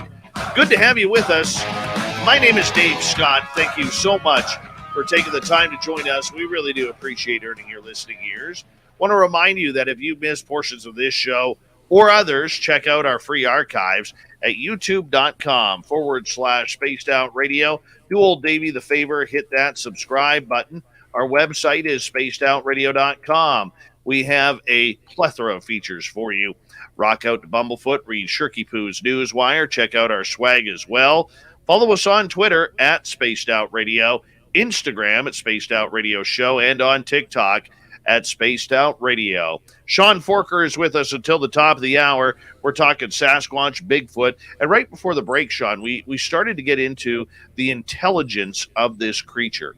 We've talked about the curiosity of it, but intelligence. This thing can hide. It has the ability to pretty much freeze, so it blends into its environment perfectly. Yeah. What kind of intelligence do you think this creature has, or you've been able to research? So I think this thing is far more capable than we give it credit for. And curiosity is intelligence. Like it's the branching off point for many different things to understand. And I think this being is a lot more, I guess, I don't want to say evolved, but it's a lot more built for its environment, and it knows how to navigate it much better than we do, knows how to adapt to it much better than we do, can use it to its advantage much better than we can. And if that's not intelligence, I don't know what you call it. I'm at a loss for words of what you would call that, besides something that could take its natural surroundings and perfect it in the way this thing uses it. Because it's the best, ninja around. It's the best in camouflage. Like, we got nothing that can beat it. It can see us, but we can't see it. It's not quite fair, but it happens, right? And, going into my experience, Dave, up in Clearfield County, it's why I was telling the Clearfield County stories in 2012. In the fall of 2012, I went out there with Eric Altman, Dave Rupert, Ryan Cavaline, Dustin Kinley, and Ray Hendershot, my brother Ray, who has been out with me in Clearfield beforehand. And we went out to an area we called the Meadow in Clearfield County on Rockton Mountain. And we had gone out there for the weekend specifically to see if we could, get some Bigfoot activity, right? The first night we weren't planning on doing anything but setting up camp and, relaxing and getting ready to go into a weekend full of activities and things. We were going to get up early in the morning that Saturday, like 3-4 o'clock in the morning, get out and start doing some research, because a lot of times that's an active time for these beings to be out. We had set up some game cams throughout the day. Eric, Dave, and Ryan left for the evening. The three of us, myself, Dustin, and Ray, were going to spend the night and camp out there. We're sitting there around the campfire, and we still have a little bit of light left out in the sky. And, pretty much in a triangle setup. Dustin's to the left of me, Ray's to the right of me, and his back is to the woods. And we're having a conversation, and just out of the corner of my eye, Dave, I seen something very large, just move so effortlessly and gracefully through the outside perimeter of our campsite. I looked at Dustin. Dustin looked at me. He's like, "Did you see that?" I'm like, "Yeah, I saw that." So Dustin saw it too because we were facing, kind of the same direction. And Dave, this thing moves so gracefully. I got enough of a vision, a sight of it to see that it was, not excessively large or tall. It maybe about 6.5, 7 feet tall, but it reminded me in its build more of an NBA player than a big hulking, lurking, creature. And how it moved, I can only liken it to a gliding like a sloth, but faster. How it just moves so effortlessly through that opening. And as we got up and ran over, you could hear it still continuously run through the brush. So we're a little amped up. We're sitting there for about another hour and a half. Nothing else is going on, right? We didn't go into the woods to chase after it because it had gone far. We're just kind of staying alert in what was going on. We were getting tired and we were going to get up early the next morning, so we decided to go in and get some shut-eye in the tent. We pulled the logs off the fire, put the fire out, go into the tent. About maybe 45 minutes to an hour later, we hear something walking through our campsite. Now, you know the difference between bipedal walking and an animal traipsing through your campsite. And this is footfalls going through our campsite. Ray's asleep because you can hear him over sleeping. And I see the light on Dustin's cell phone come on. And Dustin and I are like, "You hear this?" He goes, "Yeah, I've been listening to it for a little while now." So we're sitting there as it's starting to get, you can still hear it walking around. And we're lying there. All of a sudden, we start seeing this orange glow outside the tent. What the hell is this orange glow? Dustin's like, "I'm going to go out and take a look." Opens it. Something had moved the logs back onto the fire. And the fire had ignited again, right? Dustin gets out. He's looking around. You can still kind of hear something moving. And he goes, "Forker, throw me my gun." Now, gun safety and all. I still threw him his gun. I go to put my boots on and get out. And as I go out, he goes, "Look." And as I turn off to my right, that same thing that we saw earlier in the evening, same build, same color, runs up this little hillside, and you can start hearing it just haul ass around the perimeter of this meadow that we're staying in. All right. I'm freaked out at this point. The big bad Bigfoot researchers, you think we'd be ready for this, but it took us so off guard. Right here's what's going on. We're getting out. And just the feeling I got from this thing, Dave, was just made me so uncomfortable. And I don't know if it was a vulnerability because we were out there in the middle of nowhere. And, at this point, I'm yelling, "Hey, if you're somebody out here, messing with us, you better say something or we're going to start shooting at you," right? Because, there are firearms there. We're going to take a shot at it if it didn't stop. Well, that was the threat. And eventually it stops. We go out to the middle of this meadow, which is the only place we get cell signal. And I place a call to Dave's wife, Carrie. And I said, "Hey, I don't know. Did Dave make it home yet?" She goes, "No, he didn't make it home yet." I was like, "Well, can you have him call me or can you get him and tell him to come back here? We want to get the hell out of here. We don't want to stay here anymore tonight. We're freaked out. Something's going on here." Dave and them come back. He manages to calm us down. He's like, "Look, we're out here to get this. We need you to be out here. Put on the good face. Take one for the team." So they get us all calmed down. We go back into the tent. They're kind of bivouacking out there in the brush a little bit. Time goes by, nothing happens, right? Dave and them radioing, "Hey guys, I think things cool for the night. We're going to leave." They leave. Probably about 25, 30 minutes later after they leave, here comes the footfalls through the campsite again. The three of us haul ass out of that tent. We're standing back to back in the middle of this meadow to each other, right? And you could still hear this thing running around. Dustin took a glow stick, a military-grade glow stick. He throws it out into the woods. Something picked up the glow stick, walked with it, and just chucked it back down on the ground so hard it bounced, right? So we kind of got a roundabout area, and right behind this tree you can see something kind of peek out from behind us. So I told Dustin, I said, shoot it now. Just kill it. Kill it. Dustin wouldn't shoot. He couldn't see what it was. He's military trained. He's not going to pull the trigger on a target he doesn't know. And I'm yelling at this thing, hey, you're someone messing with us, you're really going to get hurt. And at that point, the three of us decided to kind of lunge towards it. And we made a lunge towards it, and it ran off into the woods. The three of us are freaked out. We're like, this thing obviously is not afraid of us. It didn't respond or do anything to stop when we told it to stop or we were going to shoot it. It wasn't intimidated by any of that. I don't want to be here anymore. So we go back in and sit down for a while. It's starting to get a little late, and it starts raining a little bit. Quick, brilliant flash of light, Dave. Just one big, brilliant flash of light. And, nothing else happens for the rest of the night. We get daybreak happens. We pack everything up into a Rubbermaid tote, and we haul ass out of there about 1.5 miles to my van. And we're big guys, and I think I got that in 6 minutes. And we hauled ass home. I called my wife. I said, hey, I'm coming home for the weekend. I'm done. I don't want to talk about it. I'm just finished. And I almost quit Bigfoot research that weekend.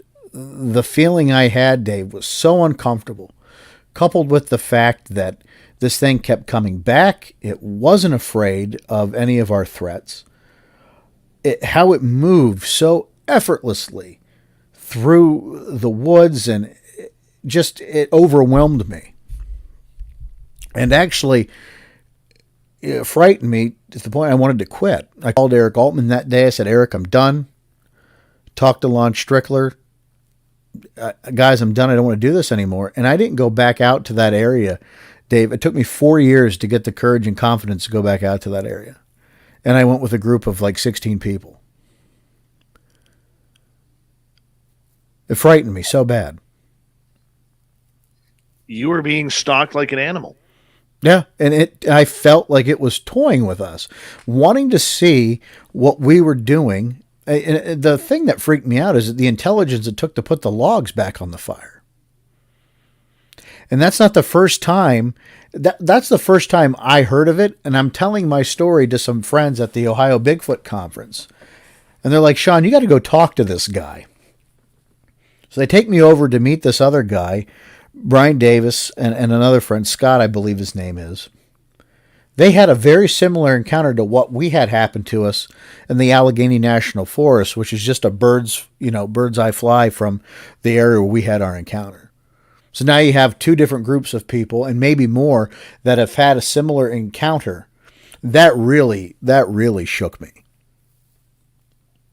Theirs was a little more violent. They had like a tree limb come through their tent.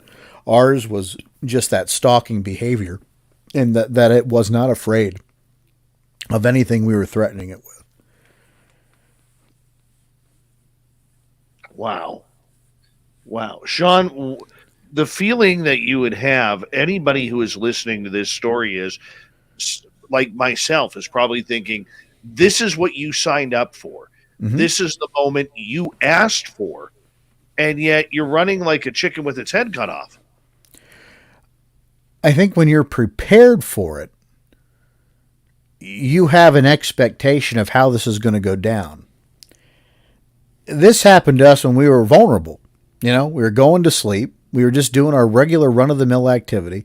When you're trying to solicit a Bigfoot encounter, an event, you're actively doing things and engaging in the behaviors. You're call blasting, trying to elicit something. We were just, at that point, trying to call it a night and 3 guys camping.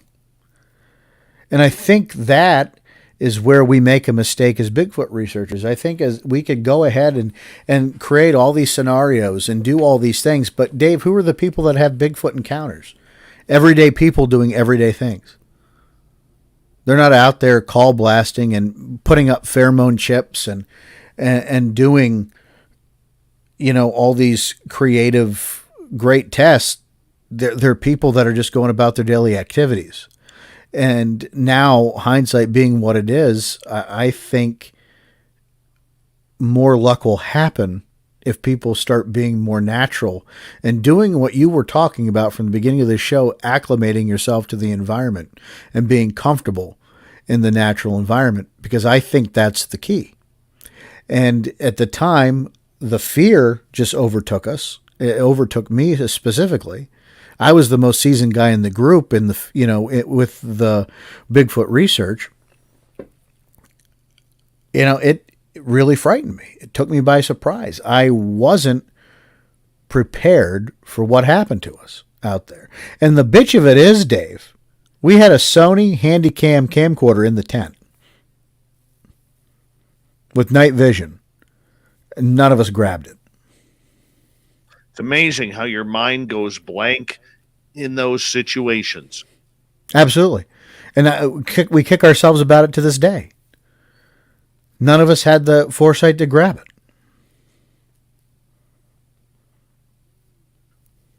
Sean, the fact that this creature was close to your camp, but was not showing any sort of aggression per se, of attacking the tents, of attacking, anything that was there, ripping the campsite apart. Why were you feeling fear at this point?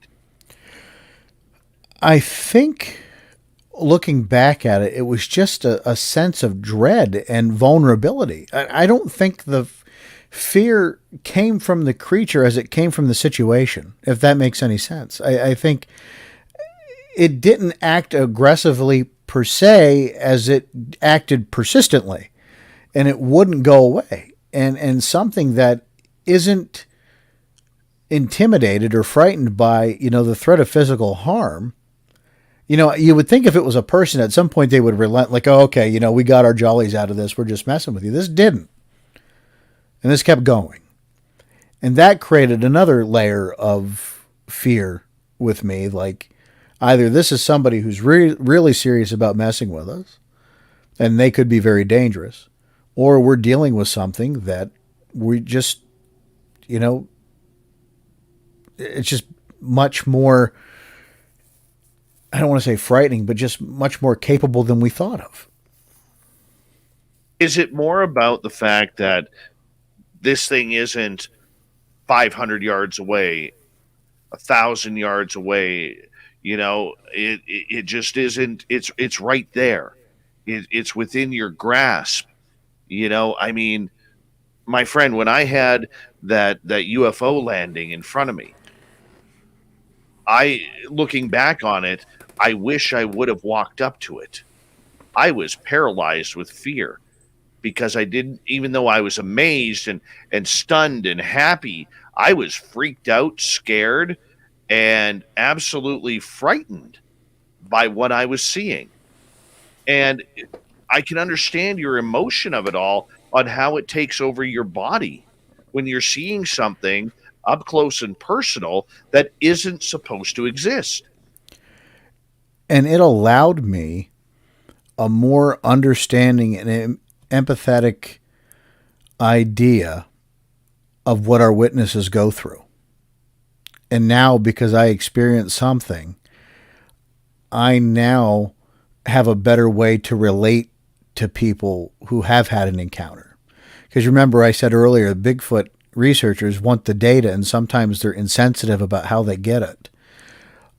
It really opened up a new way that I research and investigate, where I really put the witness at the forefront, and I'm really, caring and considerate about how I'm asking questions and how I'm, treating the witness, because we can do an awful lot of damage to people that are already damaged by this experience.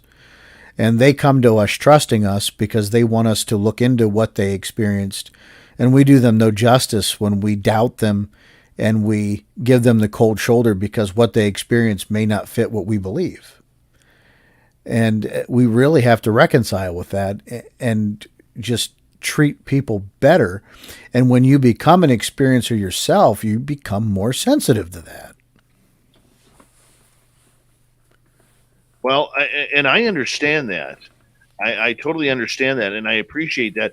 How else did you change after this experience with the way you now do things and the way you approach what is going on. Well, like I said, being more natural in the environment is really, I think, was the biggest takeaway from that. All we talk about all the technology in the world doesn't make a difference. We talk about how can we not get one on film. You pull out a camera, you have this big shiny metal object. If you're an unknowledgeable creature, what's the difference between somebody pulling a camera up to take a picture of you or someone pulling up a gun to shoot you? You're getting this object pointed at you with the intent to do something. They may not be able to differentiate the difference between a camera and a gun initially, right? They may just run the other way. Sometimes we get so caught up in the technology, we're not paying attention to the things around us. So I've really become more leaning on being in the environment to the point where sometimes I don't even like to take flashlights, Dave, because they start, ruining your natural night vision as you start acclimating to the environment. You see better as you're out there a little longer. And just consideration. Maybe there is stuff to this gifting that I haven't seen yet because I haven't played in it, but folks are getting good results with it.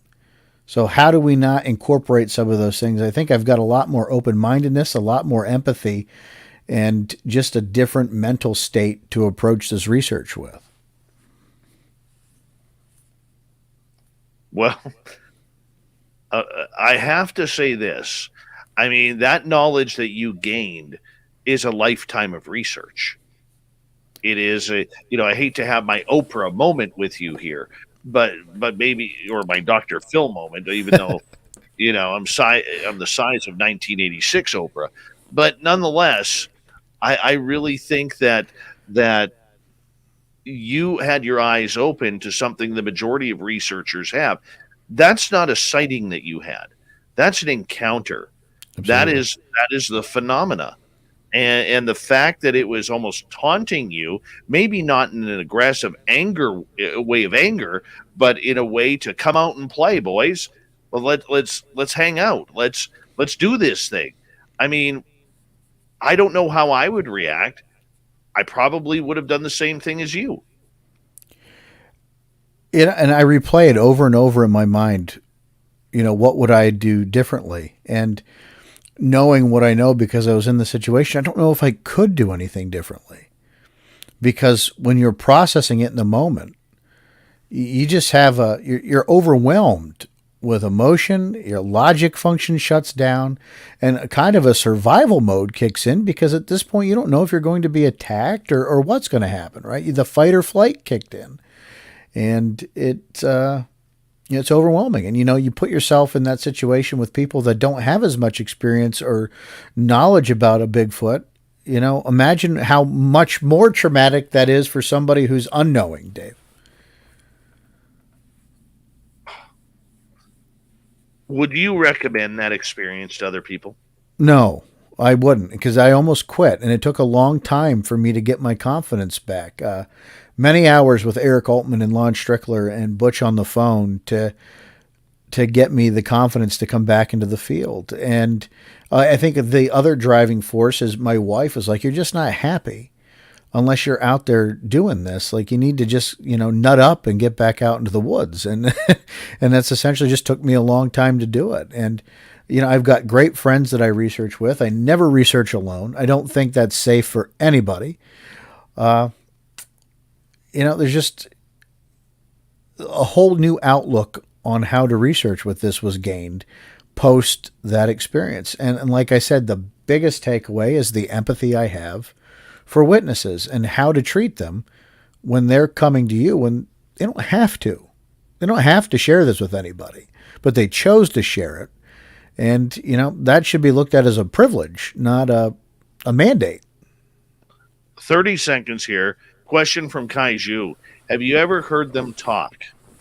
Oh, we've heard vocalizations, but I've never heard talk like, let's say, the samurai chatter from Ron Moorhead. Like, I think people can hear the Sierra sounds until you see a Bigfoot make it. You don't know. But I think, yes, if you count the Sierra sounds, no if it's out in the woods, besides just regular vocalizations.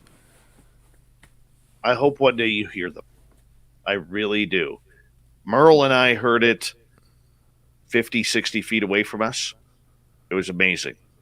It was amazing. Sean Forker, we're going to do this again sometime soon, my friend. Thank you for coming on Spaced Out Radio. I appreciate it. My pleasure, buddy. Thank you. Coming up next, we head to the swamp. The SwampDweller is here. Then, Super Duke from World Bigfoot Radio joins us for another cryptid tale. Spaced Out Radio continues with hour number 3 next.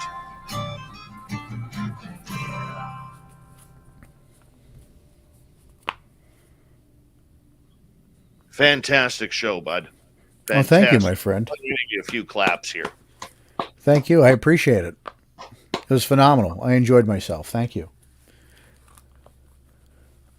Yeah, I agree. It was a lot of fun, and that's the way we make things go. And we'll have you back on soon, my friend. Well, thank you, Dave. Probably an update in summertime. Excellent. Sounds good. I'll have more stories. Good. I'll let you get to bed. All right. Thank you, sir. We'll see you later. Much love, my friend. You take care. You too now. Bye-bye. Bye-bye. Sean Forker, everybody. How awesome is he? Fapster, you called it. If a Merle comes up, I'm posting it. When Dave gives you the clap. That's awesome, D. Swagger. That is awesome. Nicola, I agree. Butch would be proud of that one. Very good show. It's been a great week of guests. You're right, the Doug Shelby. You know what? I forgot to ask. I don't think he does.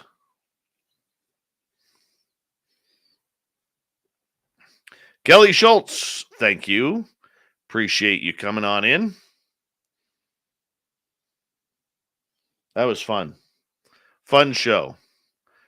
There he is, ladies and gentlemen. Fabster, keep your pants on. Super Duke is here. Hey, everybody. Oh, yes. Super Duke from World Bigfoot Radio, one of the channels that is a must listen to for anything to do with Bigfoot, Gugways, Dogman, Cryptids, rock and roll. Yeah, if you want to see a little baby Sasquatch, go look at the show I just turned out yesterday. I was up at the usual area where all the big structures are, shooting, of all things, comparison video. Oh, we think we found one. Now I have to find the same spot, shoot comparison video. While I'm shooting the comparison video, the object we were looking for ain't there. But there's about how 6 far into it is it? What was? How far into the film is it? It's a 3-minute video clip. I repeat it several times and do a breakdown on it. When I start out filming right at the beginning of them, I zoom in and there's like several of them standing out to the side of where we caught the other suspect previously watching me film. And then I get this feeling I'm being watched, and I turn the camera slowly around and zoom in on this other spot. And there's a bunch of them laying behind this tree next to a fallen tree, next to a pine tree. And right next to the pine tree and the little fallen tree, guess what? There's a little baby's face, and he's looking right at me, and that's toward the end of it. And I go through it twice. The first time I just run it at regular speed. There's the Super X. That's me underneath it for scale. If you want to see how big that thing is. Hold on. For a minute there, I thought you were wearing shorts. I was going to compliment you on your legs. And this is the first time we found it in August 2019. That thing's 6 stories tall. Wow. And they have since taken it down again. Oh, yeah, that just happens naturally. Sure. Right. Not. Also, how peculiarly, that's about a quarter to a half a mile from camp, actually. There's no trails or anything going to it. Is this the baby we're talking about right now? here? No, this is what caught my attention originally. I was just randomly going through the video, and I stopped on this frame, and I went, is that a head back there? That sure as bleep looks like a head back there. And then I went through, backed up a ways and went through the video basically frame by frame and started looking at it. And I was like, oh my God, I caught a few of them on this one. Right here? Yep. I'm going to zoom in here. Now there's 2 of them there. There's one that's sitting down low That's a little baby, and that's the bigger, more adult size one right there that's watching. And when you look at the slow motion version, watch in behind them and above them, because it looks like there's 2 or 3 more back in there. You can see there's where the eyes are. Right. These aren't the good ones. The ones behind me is the good shot where I zoomed in on the little baby. And these ones are just, there you go. See him right next to that tree trunk? There he is. Wow. You can see his little eyes and his whole face. The stupid camera was trying to autofocus in on the tree branches. And so it didn't really get the ones behind it I was trying to look at. There's several of them. Is this pareidolia here? No, that appears to move, but it's hard to tell because the camera was only on him for about 2-3 seconds. I'd have to have somebody with better film analysis stuff to look at that. It looks like there's actually 2 there. There's a bigger adult that's laying down. You can see part of its mouth and its nose, and then there's another bigger one laying behind it. You can see the upper part of its head. And the problem is, of course, the camera's focusing on the branch in front, not on the Sasquatch in the back that I'm trying to get. And by the way, we get permission to play this, correct? Yep, no problem, buddy. All right. You all heard it here first. Yeah, and here I am. I'm trying to line up the shot on this teeny little spot out in the middle of nowhere and make sure that I get the exact same spot for the comparison video, which I did. There you go. It was the original one. There was something over on the right-hand side further back there. That isn't Hold on, Duke. We're going to have to run here. Hold on.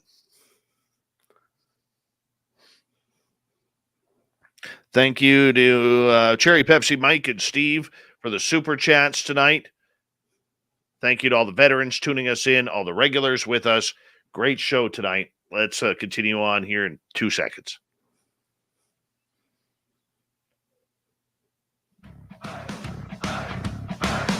Would you like to connect with us? Head to spacedoutradio.com for all your latest show info. Now, back to Dave Scott and SOR. Third and final hour of Spaced Out Radio is underway tonight. My name is Dave Scott. Thank you so much for taking the time to join us. We really do appreciate earning your listening ears wherever you are on this beautiful planet we call Earth. Hello to everyone listening in on our terrestrial affiliates around North America, digitally on TalkStream Live, Revolution Radio, and KPNL. All of our archives are free. Go to youtube.com/Spaced Out Radio. Do us the favor, hit that subscribe button. The Desert Clam is set the password for tonight in the SOR Space Travelers Club. Nubble. Nubble is your password. Use it wisely, Space Travelers, as the clam sets a password each and every night right here on Spaced Out Radio. Our website is spacedoutradio.com. We have a plethora of features for you. Rock out to Bumblefoot, read Shirky Poo's Newswire. Check out our swag as well. Follow us on Twitter at Spaced Out Radio, Instagram at Spaced Out Radio Show, and on TikTok at Spaced Out Radio. Now, let's head into the swamp, where our resident swamp dweller, a.k.a. Swamp Dweller, comes on in and gives us another spooky story. Hi, Spaced Out Radio listeners. This is Swamp Dweller. It's time for your nightly dose of spookiness on the show. If you have an interesting encounter or a spooky story that you would like to share, be sure to submit them in at swampdweller.net. You can also find our YouTube channel at youtube.com/swampdwellerreads. Now, let's chill out, relax, and together, let's enter the swamp.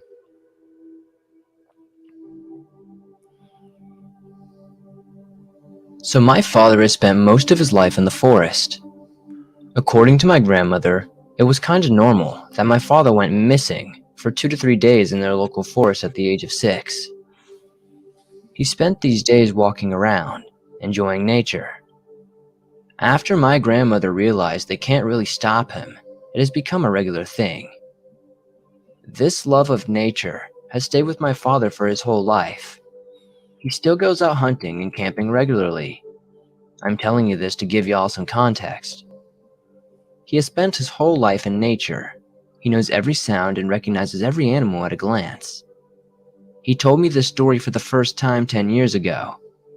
As a skeptic, I did not pay much attention to it, as I believed it to be a story he came up with to entertain and scare us. I started to take it seriously because of how many times he retold this, and every detail stayed the same. He was visibly nervous during this tale. He is not easily scared, so I felt like I could trust him when he would tell this story, and I can believe it.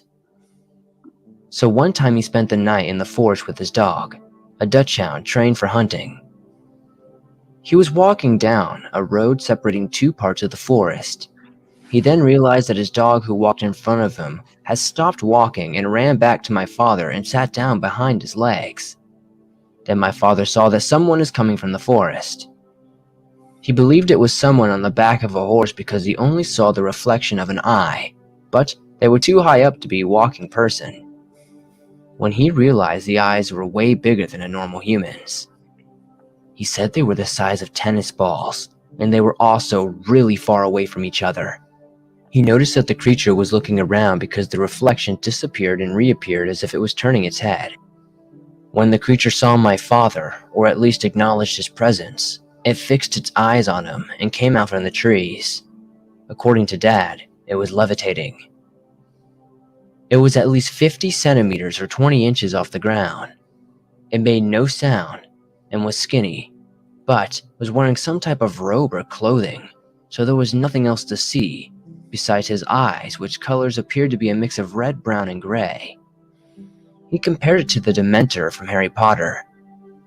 The creature did not confront my dad or anything like that. It simply levitated through the path and disappeared into the woods on the other side of the road.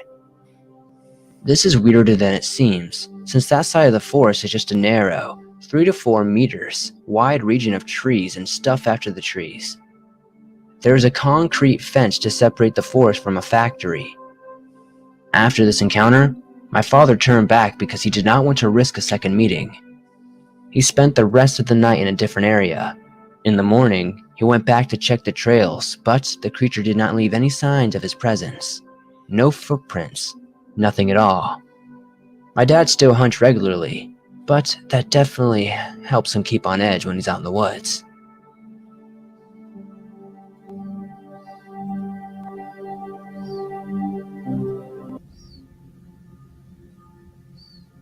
I live in eastern Pennsylvania. My friend and I were hunting coyote at night at about 2 a.m. We were going up an unfamiliar logging trail. We had reached a clearing and eventually ran across a log that lay across the road. We stood up for a moment, talking, when we started hearing a sound. He said it sounded like sticks breaking. I think it sounded like something hitting a dull axe against a log, if I'm honest. The sound was, by my estimate, 150 yards or so away. I, being the more experienced one, said it was just the wind, but it was extremely irregular. The sound, by my estimate, was about 150 yards or so away. I, being the more experienced one, said it was just the wind, but it was extremely irregular, like one knock every 30 or 45 seconds. It wasn't coinciding with the gust of wind, and it changed location a little bit, but remained in the same area.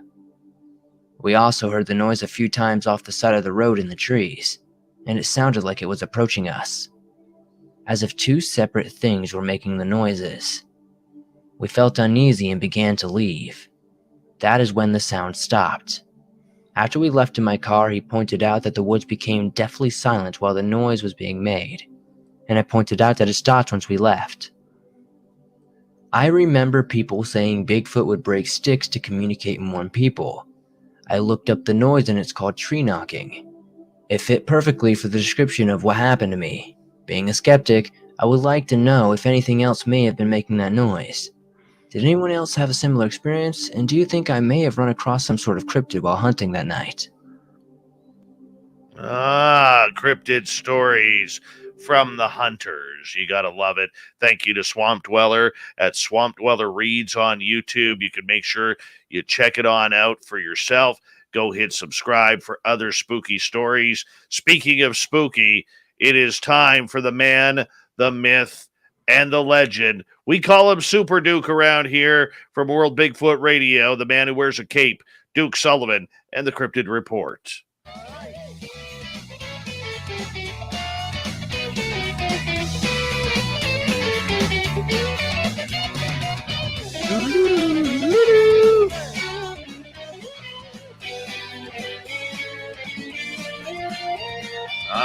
as good old Super Duke from World Bigfoot Radio has returned, hanging on out with us for another edition of his Cryptid Spooky Tales. We love it when you're here, Duke. How you been doing, buddy? Oh, I'm hanging in there, brother. Like, we were showing earlier during the break. I got a big week this week because I just released that one video yesterday, and I still have to have another one done for Sunday. And Eric with a K, who was in the chat room earlier, is one of the guys that's going to be on it there with me.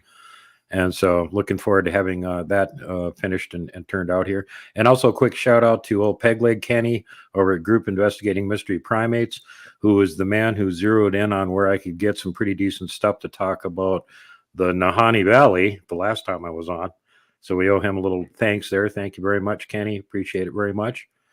And today, in keeping with the Let's Talk About Things in the Far North motif that we've had going this week, I have another cryptid report from the far north. Nice. It's not Go even Canada. It's not. Yeah. You guys have the creepiest country. You have the coolest country north of the United States by far. Appreciate that. We'll take that one. That's a victory. Cool in both ways. So we're not going to be talking about Sasquatch on this one. This is a very, very strange report. And it kind of, when you hear it, it reminds you of something from Sir Arthur Conan Doyle's The Lost World. An interesting thing about this report is it came out before he wrote that book. So apparently, many of you may have heard of famous author Jack London, who wrote Call of the Wild and White Fang. And if you haven't read those books, you should check them out. Really give you a flavor for the old Klondike days up in the north there. And Mr. London made so much money off those books, if you adjusted it for inflation, who would still be one of the highest paid authors of all time. So anyway, in 1904, Jack London hired a Mr. Dupuis to translate his short story anthology, The Faith of Men and Other Stories, into French.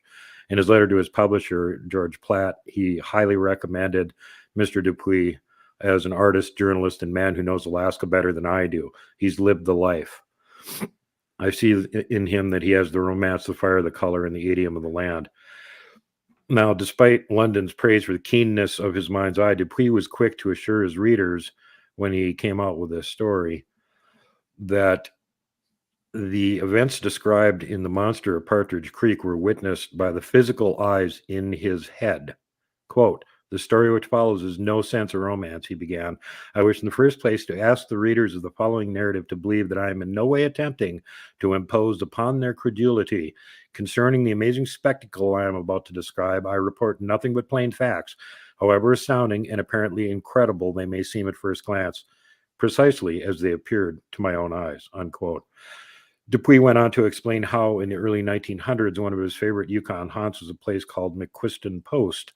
Although a trading post of that name once existed in the confluence of the Stewart and Yukon River, Dupuis hints in his story that the McQuiston Post to which he referred was the Northwest Mounted Police Station, which lay on the southern shore of the Stewart River opposite the mouth of the McQuiston River, about 75 kilometers west of the town of Mayo and 106 kilometers southeast of Dawson. Dupuis' friend, a French-Canadian Jesuit missionary named Father Pierre Lavenue, was tending to the spiritual needs of the nearby Clayoquot Indians and owned a cabin at McQuiston Post, which Dupuis visited every time he was in the area. One morning in the early 1900s, the story goes, Dupuis was enjoying a cup of coffee on the veranda of Father Lavenue's cabin when he heard a whistle from the direction of the Stewart River. The Frenchman glanced up from his mug and was delighted to see his friend, James Louis Butler, kneeling in a bark canoe with an Indian at the fore and rear. The three men paddled over to the shore. Butler was a San Francisco banker who had left California in 1897 to try his luck in the Klondike. Dupuis knew that Butler had spent the last few months prospecting in the wild country north of the Stewart River and was,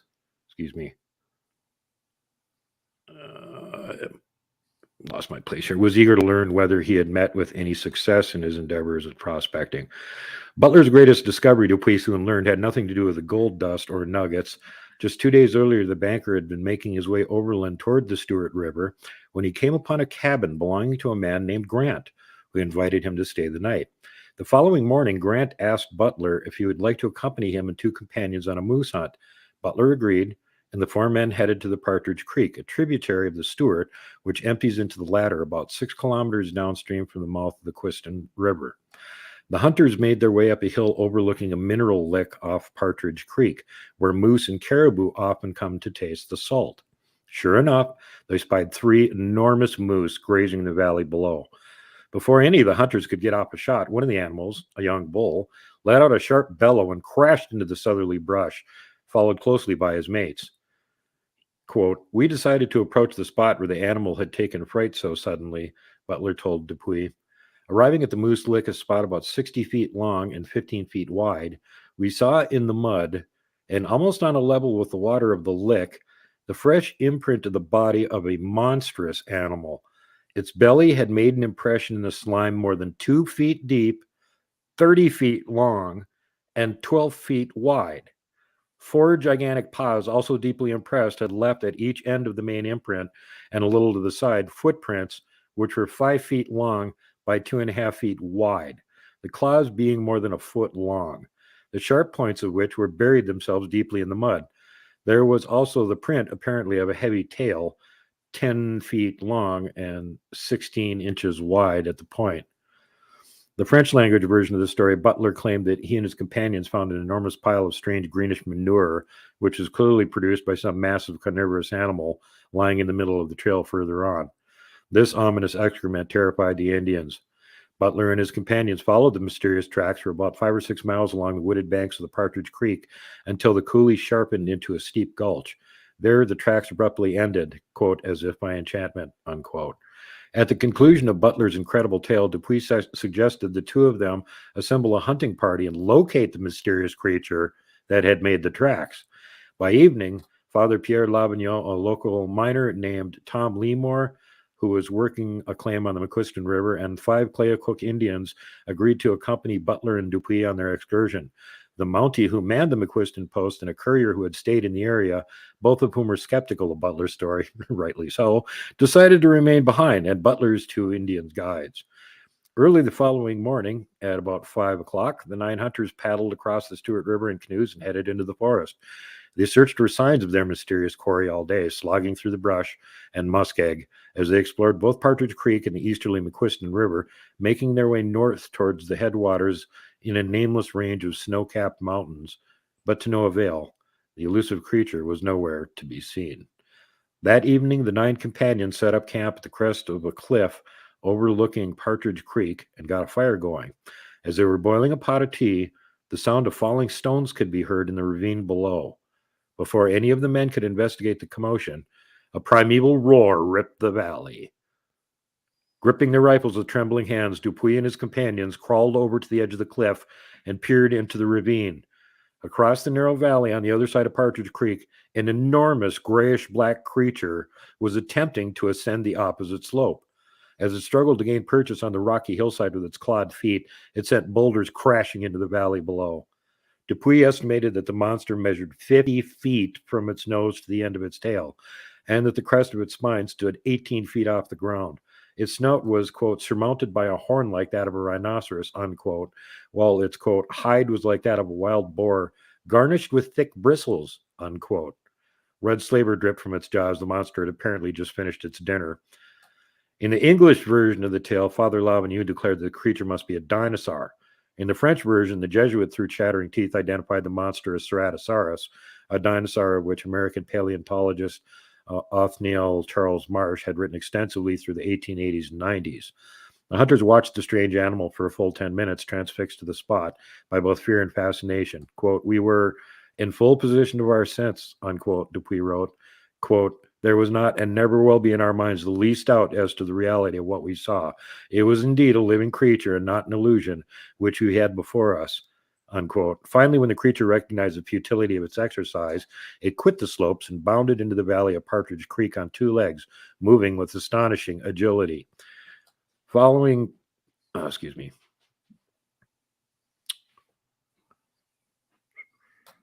the terrifying encounter, Dupuy and Butler had made a trip to Dawson City, where they entreated the commissioner of Yukon Territory for mules and 50 armed men with which to destroy the monster of Partridge Creek. Here my story ends, Dupuy wrote. For a month, we were the laughing stock of the Golden City, and the Dawson Daily Nugget published an article about me, which was at the same time flattering satirical. Near the beginning of the article, Dupuy mentioned the contents of a letter that he claimed to have received from his friend, Father Lavignon, which was written on New Year's Day, 1908, after expressing his affectionate wishes for Dupuy's health and happiness, and informing Dupuy of the death of John Spitz, the mail carrier for the Duncan District Mail of Northeast of Mail.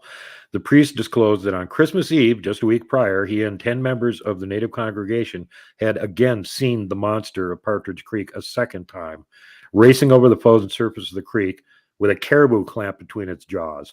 Quote, his fur was covered with hoarfrost, unquote, he wrote, and his little eyes gleamed like fire in the twilight, unquote.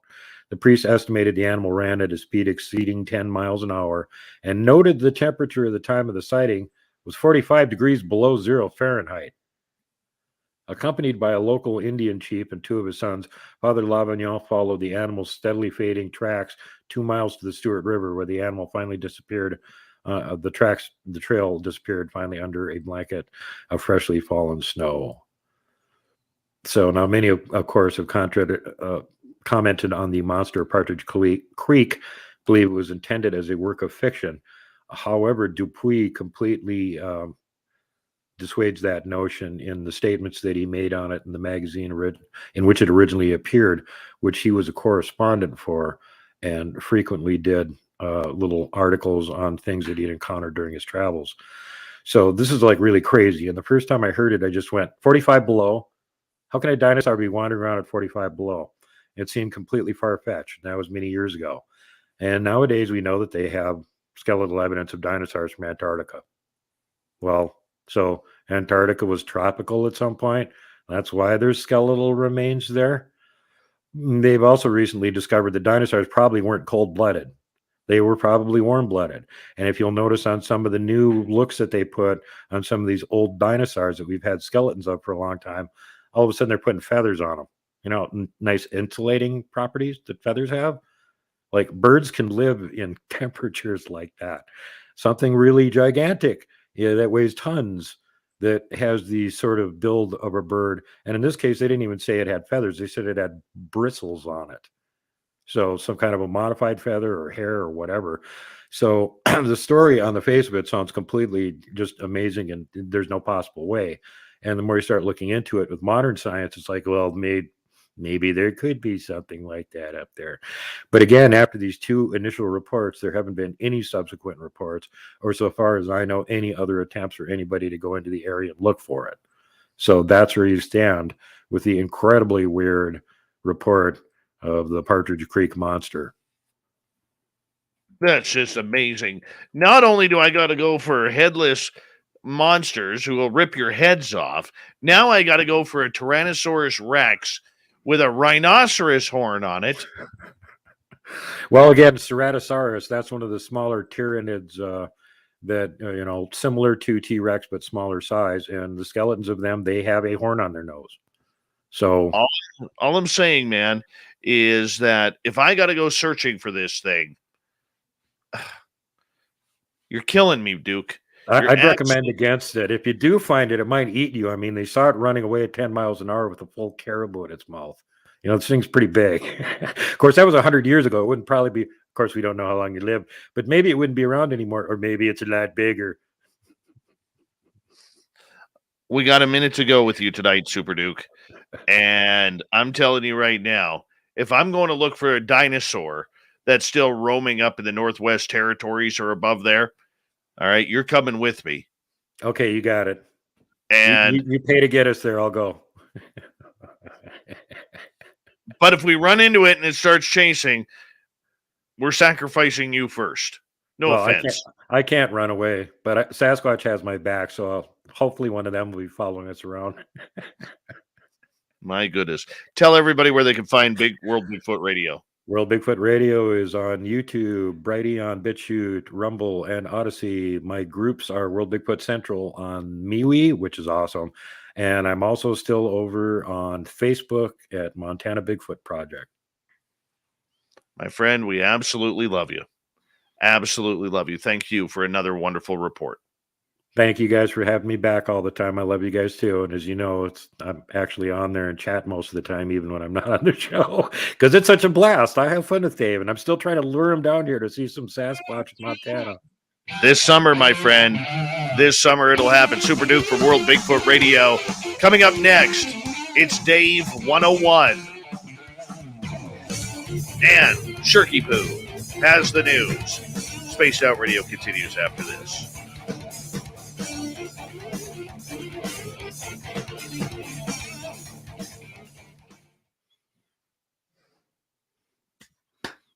Good job, Duker. Thanks, Dave. Yeah, I always have fun with this, and sometimes it's like, well, we're kind of on a theme here. We're talking about great white north monsters. Oh no, the whole show is just about Bigfoot. Oh, let's do something completely different. I threatened to bring this report up last time, so there you go. Yeah, you do get these really strange occasional reports of dinosaur-like creatures in different parts of the world, and especially like in the Congo. And a few of them come in from like Central and South America where they're not sure what they saw. Could be misidentifications, but those places over in Africa, the natives over there are quite sure of what they're seeing. And it's something they have names for. They know exactly what it is. They can tell you all about it. And we haven't, seen them. The only person I know that's actually gotten any decent evidence on Kele Mbembe, their brontosaurus-like creature over there, is actually Ivan Sanderson and a team that he was over there with. And they found tracks and photographed these, 3-foot long tracks of unknown whatever it was leaving 3-foot tracks. No other known animal in the area that can do that. And the natives saw the tracks and said, yeah, that's Kele Mbembe. But there's several other dinosaur, like there's one that looks like Postosuchus. There's another one that looks like monoclonius, sort of. Some of the weird dinosaur like cryptids they report in the Congo are really strange. So there could still be some over there. That area is very unexplored and impenetrable. Yes. That's a long ways from me, man. Yeah, no kidding. It's a long ways from me too. That's like a 40-hour drive for me. Yeah, the Congo is absolutely enormous too. I think it's about the size of everything in the lower 48 from the Rockies west, if not even a little bit bigger. So just a tremendous amount of jungles and rivers, and nobody really lives in there except for a few local tribes. There aren't much of anything in the way of roads in the country. There's constantly civil wars and fighting going on, so it's incredibly dangerous to even go in. Not to mention the local wildlife that'll try and kill you. It's probably more dangerous than swimming in the ocean. And the water it will kill you, the water there, if you drink the water. Yeah, pretty much everything will kill you there. This is the same place where they get reports of 3-foot, 4-foot long spiders coming out of too. Yeah. I'm never going to the Congo. No, me no. Nope. Not Arctic enough. I like colder environments where all the icky bugs and crawlies that are poisonous die every year. I know the feeling. Much safer. I'd rather be mugged by a grizzly than bit by a rattlesnake. Although rattlesnakes are yummy. Not me. Yum, yum. Rattlesnake with barbecue sauce. Western classic. Yeah, sorry. All right. You sick bastard. Rattlesnakes are yummy. I used to live in a town in Texas where they had a rattlesnake roundup every year because they had so many of them locally. They'd go out and get rid of them every year. And then, well, what are we going to do with all these rattlesnakes? So they'd have a barbecue. And they'd cook up all the rattlesnakes with barbecue sauce, and everybody in town would hang out and eat all the yummy barbecue rattlesnake. Well, if you go an hour south of me, that's where the rattlesnakes are. Yeah. They claim we have rattlesnakes around here, but I've been in Western Montana for 12 years now, and I've seen exactly 0 rattlesnakes, but I've seen a ton of Sasquatch and filmed them. So I'm leaning more toward Bigfoot is real than rattlesnakes are real here in Montana, because I haven't seen any evidence of rattlesnakes yet. Not me. Not going there. Not going there. Any type of snake. God, I hate snakes. No, I think we're just a little. There probably are some around here, but honestly, I know a lot about reptiles. I used to breed exotic reptiles, take care of huge constrictor snakes and stuff like that. So why haven't I been able to find one? I know where to look for them. I still haven't seen one. If they are around here, they're really rare. Yeah, or maybe, not me. Maybe the Sasquatch ate all of them. They look like Slim Jims. Not me, man. Super Duke, I got to run here. Are you sticking around, or are you? No, I'm going to hit it. I'm exhausted. But thanks for having me on the show again. I always love spending time with you guys. Looking forward to next week. We'll talk to you next week, buddy. Take care. Super Duke from World Bigfoot Radio. Make sure you go over and hit subscribe on his YouTube channel. Big thank you to Mike and Steve for the amazing super chats. Very much appreciate the love that we get from our listeners on a nightly basis. Thank you to all the veterans who are tuning us in tonight, including the Markham, Eric Markham, former resident scientist of SOR. Good to have you here, Eric. It's nice to have you back, man. Really is. And all the regulars out there, good to have you here. Thank you for coming on in. So it's been a fun night tonight. Very fun night. We got about 10 seconds here before we're going to go. And let's have a fun last half hour. And then afterwards, I'll take some questions while I'm doing the editing. Here we go, everyone.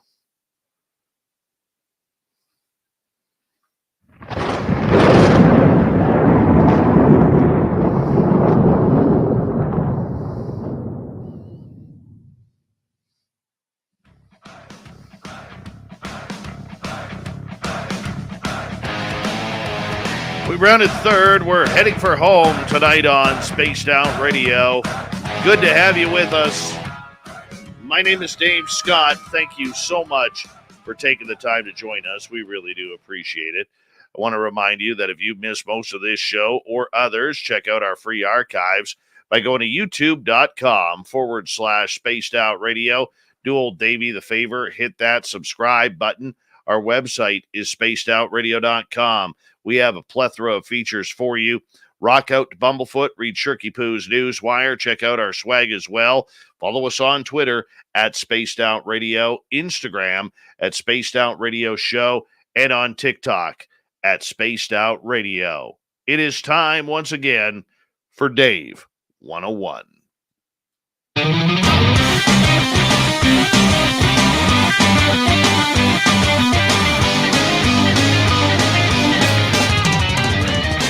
It's time for Dave 101.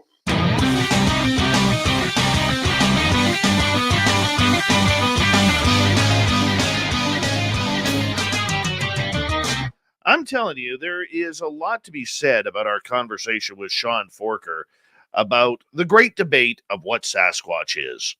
Is it a living, breathing creature that is flesh and blood that we just have not found the body of yet to prove scientifically that this creature is real? Or is it what many other people believe, that it is supernatural, paranormal, maybe something from an interdimension? Maybe it's alien. The one thing that I wanted to talk about regarding this entire debate, it's not so much about Sasquatch. It's about respect.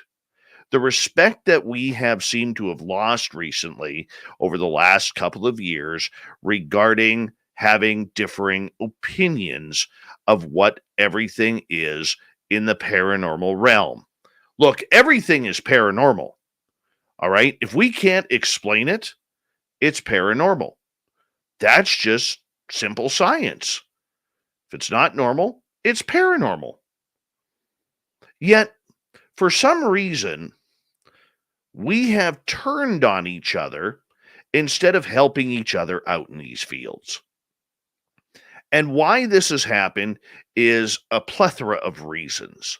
Some people are tired of anecdotal stories of people claiming to have fascinating encounters with creatures that should only be seen in the sci-fi section or the fiction section of a library or a comic book store. There are those out there who believe that if it isn't scientifically proven, it doesn't exist, and they are staunch and steadfast with that opinion. But the one thing that we have learned through this entire genre, and I haven't been around that long, only about 7+ years. That's nothing compared to the people who've been doing this for literally decades, some more than half to 3/4 of their lives. But Sean brought up a very good point, And that is, we have to be open-minded to understand what we are looking for. It is okay to have an opinion, but it is not okay to rule anything out before you've either investigated it or proven it doesn't exist. That goes for UFOs. It goes for aliens. It goes for ghosts. It goes for intuition. It goes for near-death experiences, places like heaven and hell, and everything that surrounds us. Now, why in the paranormal field we are getting so mad, so angry, and so vicious towards one another when we are all searching for the same goals is really baffling to me. Whatever happened to the good old days where we could have a conversation, and even though we agree to disagree, we still show respect for each other? Well, a lot of that has to do with social media. Social media, as beneficial as it has been for shows like ours and many other millions of platforms, to be honest, okay, has caused major rifts. People who have differing opinions or just decide that they don't like someone, all you have to do is create another profile or two and get the ball rolling because you're offended, or you don't like the way a person talks, or you don't like the way a person investigates, or the fact that they're into the woo and you are not.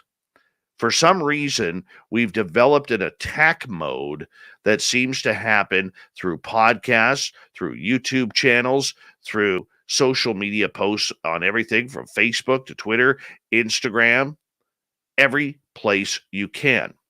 Because everybody is a tough guy or a tough girl or a tough non-binary when they're hiding behind a keyboard. You know, let's face it, 60%, and that's probably a low percentage, of what we say on the internet, we would never, ever say to someone's face. Why? When you are in someone's face, you can see their emotion. You can see their compassion. And damn it, you can still feel when you hurt someone's feelings. Look, when you step into the public eye, like I have and many others have, it opens you up to criticism. That is part of the rules of the game. You know that going in. You know you have to build a thick skin, even though maybe some of us can't. And you know the criticism is going to be right there for you. It could be somebody who doesn't like the way you look, somebody who doesn't like the way you sound, somebody who doesn't like your opinion, or the way you dress, or the way you shave, or the way you cut your hair. And heaven forbid, my hair hasn't seen scissors in a long, long time. But you would never, ever say that to a person. You would never, ever go to a UFO conference or a paranormal conference and tell somebody how moronic and idiotic their thoughts were because they differ from yours. One of the things that we need to do as investigators and fans of this field is we need to start holding people accountable. Look, you don't have to like Lou Elizondo or what he stands for or where he worked or what he's doing, but at least show the human some respect. You don't have to like the Bigfoot Research Organization, which I'll tell you I'm not a fan of. I'm not a fan of their policies. It has nothing to do with the people that are in there. And I have no problem saying that. But on social media and within these Facebook groups, Twitter and Discord channels and everything that's in between for communication, for some reason, we have become seekers and destroyers if somebody doesn't agree with us. It's not very heartfelt. At times, it's not very comfortable. And it really makes you question whether or not it is worth it to keep going. This is why we see so many people pulling away from public research. They are working on their own for their own benefits of trying to prove that there is something phenomenal going on, which maybe in turn will help the entire world and the fields that this is surrounding. Can you blame them? Not at all. Not at all. You can't blame them because they're tired of the attacks. They're tired of the fakeness. They're tired of the rudeness. They are tired of the childish games that are being played all on social media by keyboard warriors. Look, there is nobody that I know that is even close to solving any of these mysteries. Whether it's ghosts, whether it's Sasquatch, life after death, or even where aliens come from. And when you have way more questions than you do potential answers, let alone the real answers, we're not solving anything. Most of us are weekend warriors who just want to do something different than what everybody else does. Look, I used to be a diehard hockey fan and baseball fan and football fan. And now, fast forward 15 years later, I could care less about watching a game on TV, not because I've given up my love of sport, but because these phenomena interest me way more. This is what's piquing my interest. This is real world when you have an encounter and it becomes an itch that you can't scratch because you want it to happen again. It's the same thing when we see people ripping on those who have anecdotal stories of their encounters. Look, I understand that people out there may be a little bit done with all of these he said, she said type stories. We've heard a lot of them. We've heard thousands of them. But you know what? Every year, because of the work we have done in promoting these topics publicly on radio, on television, on satellite radio, on podcasts, on streaming services like YouTube, we have given others the strength to come forward to talk about their encounters. And just because a bunch of old timers out there are tired of these stories doesn't mean we should be shutting people up. Communication is the way to go. Somebody who's brand new out there may have that video, may have that audio, that photograph, or that experience that literally opens us up to an entirely different realm of research. The one thing that I have learned through this entire journey is you should never close any doors because everything in this field seems to be possible. You don't have to believe it, but you still don't know if it's true or not. Whether that's Eisenhower meeting aliens and trading humans for technology, whether that's Bob Lazar hanging out at Area 51, whether that's people like Kirk Russell, who is the first eyewitness of the Phoenix Lights, whether it's Stefan Mihalik, who got burnt on the chest by a UFO with a weird pattern in Falcon Lake, Manitoba, whether it was Navy divers at Shag Harbor seeing aliens fixing their craft underneath the ocean waters in a very, very fast current underneath the surface. We have thousands, millions of stories. And if we start shutting up these people, especially the newcomers to our field, who have finally built up the strength and the dignity to speak their mind after years of keeping it to themselves, how are we making this field go forward? They don't need that negativity. They don't need that negative Nancy out there who is going to tell them, take their story. I've heard it before. I don't need to hear it again. Who are you? Why are you coming to me with this? Do you know who I am? Yet that's what's happening. This field literally talks from both sides of its mouth. We want more popularity. We want mainstream to take this seriously. We want more government intervention to prove or disprove whether or not these phenomena exist.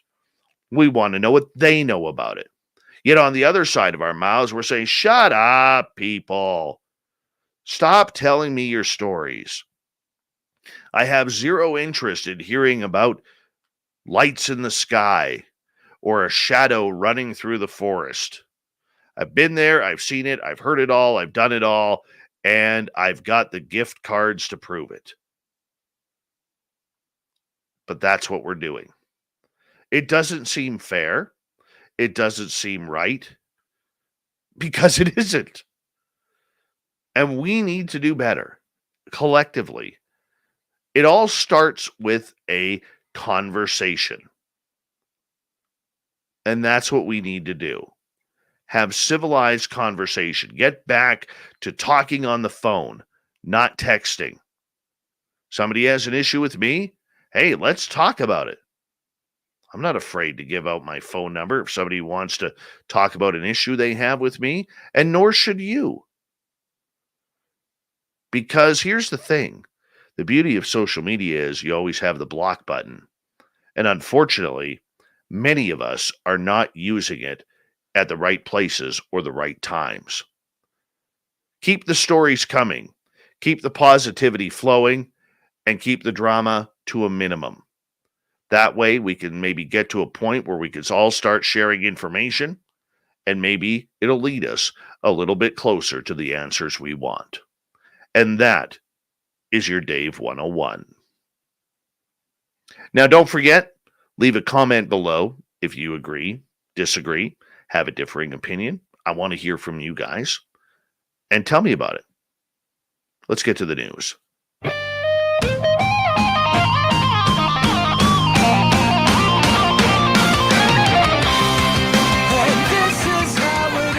All right, Shirky Poo has us all set up for the news of the night.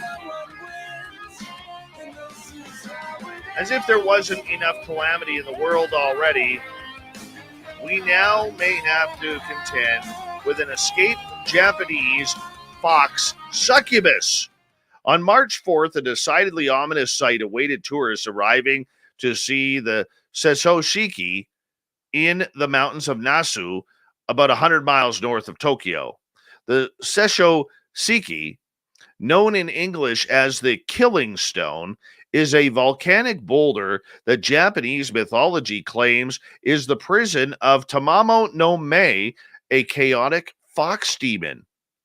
But on this fateful day, just a few days ago, the seal binding the demon shattered. People who came to see the stone found that it, along with the sealing rope around it, had split in two. I feel like I've seen something I shouldn't have seen, one witness said. Of course, there was no sight of Tamamo no Mae, but if you've been imprisoned in a rock for nearly a millennium, would you stick around to find out what actually is happening around you? Probably not.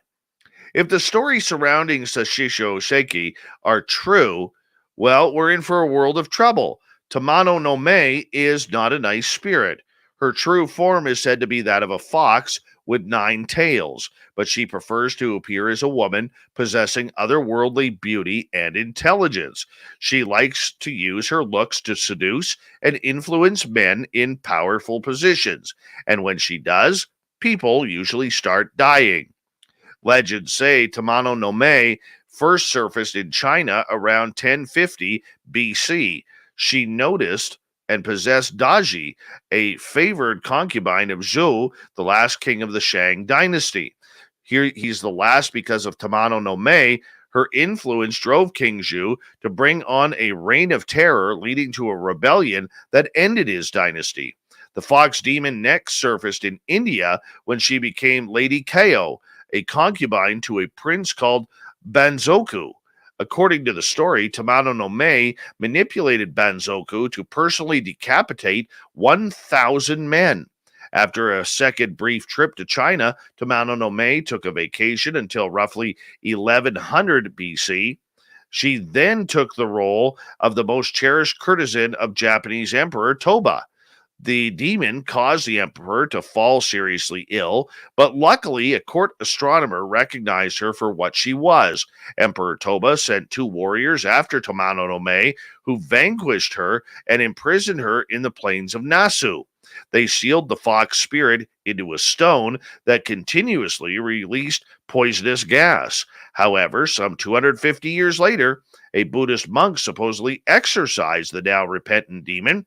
That's what the story says anyways. Many Japanese nonetheless choose to believe that Tamano no Mae still resided in the now destroyed stone.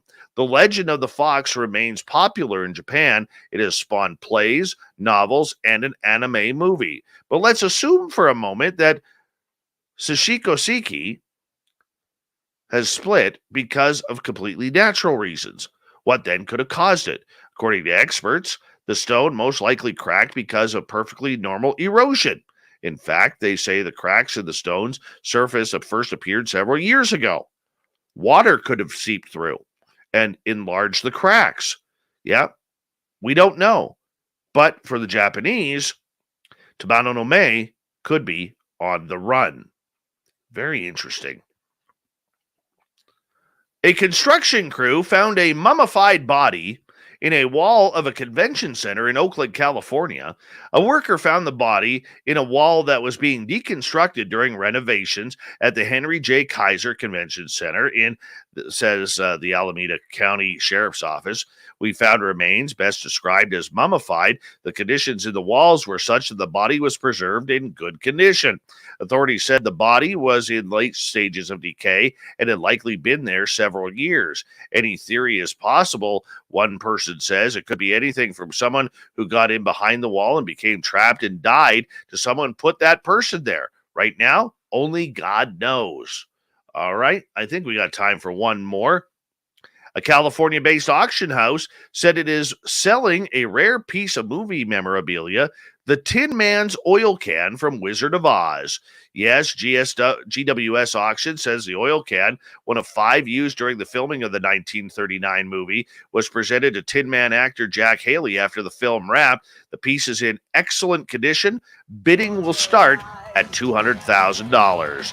Thank you to Shirky Poo for the news, Super Duke for World Bigfoot Radio, SwampDweller, and Sean Forker for joining us tonight. We got Mr. Ron Bumblefoot Thal rocking in the background with Little Brother is Watching.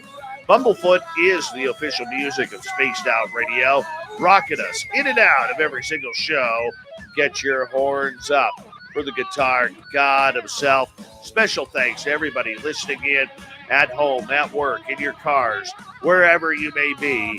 Thank you to everyone in our chat rooms tonight. YouTube, Twitch, LGAB, Revolution Radio, Spreaker, Facebook, the Space Travelers Club, and on Twitter at hashtag Spaced Out Radio. I know you're out there somewhere. Remember, this show is copyright by Spaced Out Radio and SOR Media Ventures Limited.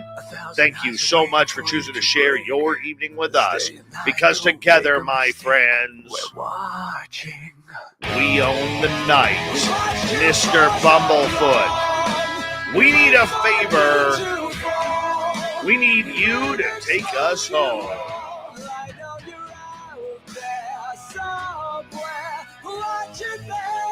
Yes, the Woo Train has docked for the night. But soon, my friends, we shall ride again. Your seats are always available. Your tickets never expire. And if you want to bring a friend, we've got room for them too. Good night.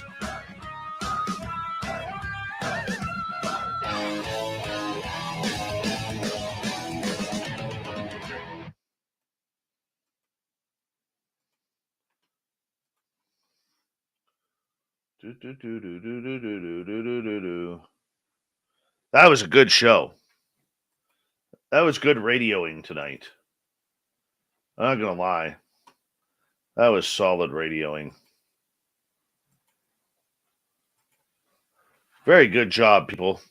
You guys did a good job out there, just say. Very good job. Where are we here? Yeah, we got to refresh that. That's what we need to do. Close that, close that. Move that over there. Close that, close that. I got to admit, I would actually like to get the Tin Man's oil cup. That would be pretty cool to have. It really would.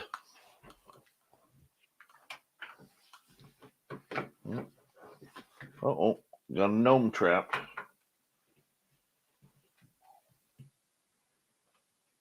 There we go.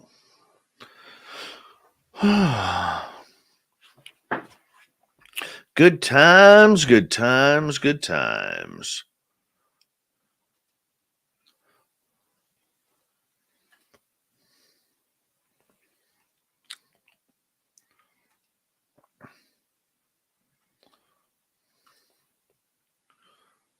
Good times. And here we go.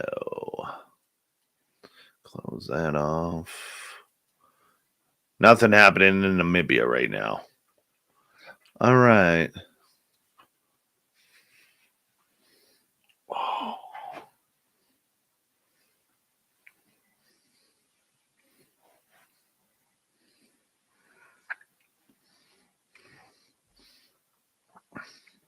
That was a good night. Good night.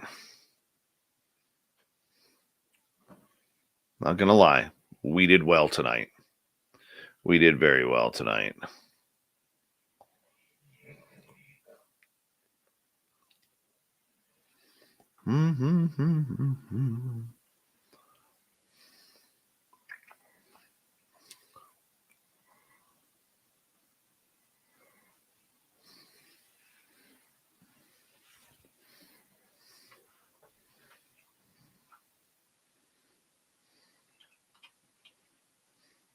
Morning, Body Tech.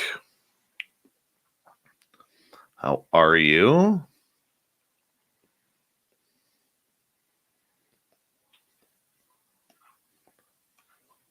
Thank you, Luscious Jules. It feels luscious. And it'll be washed and conditioned in the morning. So to look lusciouser.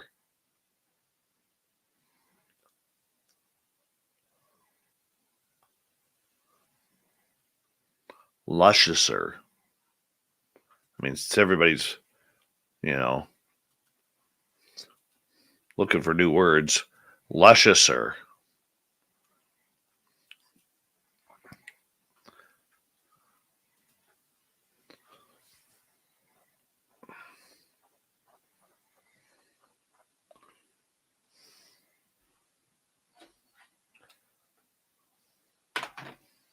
Lusciouser.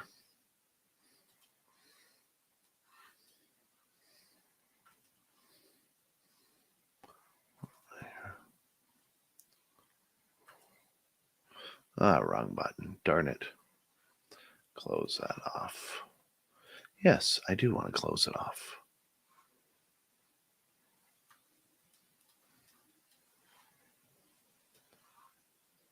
There we be. Close that down. Thank you, Awesome Man Palmer.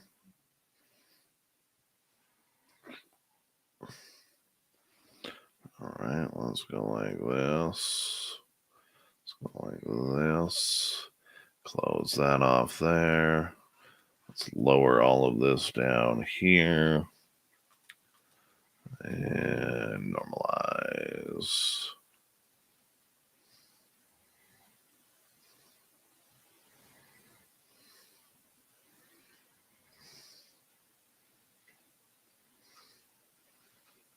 I have nicer hair.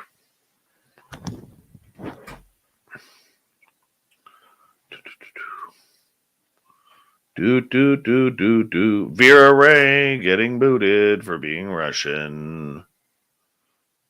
that a Russian comment? No, that doesn't look like one. We'll leave that one up.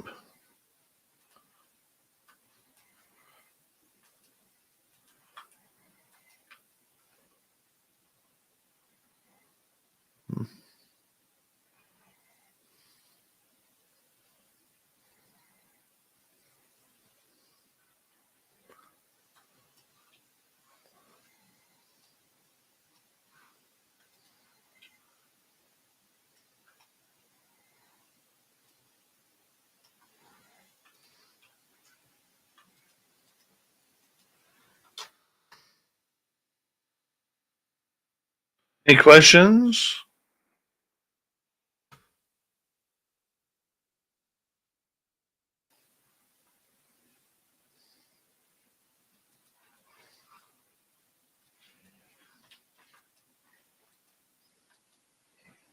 John Grazi, thank you for coming on in, man. Appreciate having you here. Is this your first time in our chat room tonight?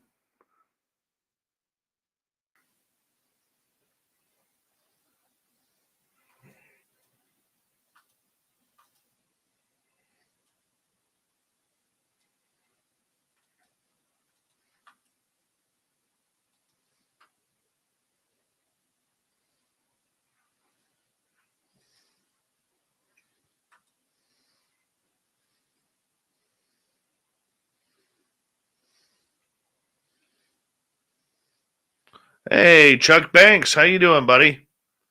Good to see you, man, and on Facebook there, hanging on out.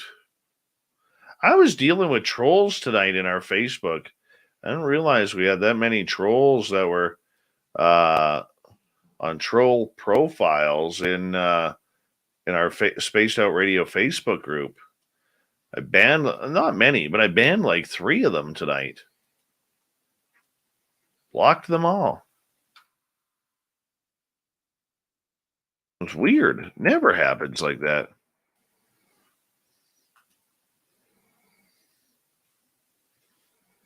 Good night, Zuner. Oh, 416. Don't be so sensitive. You're too Toronto'd right now. Yeah, I went there on the Toronto thing.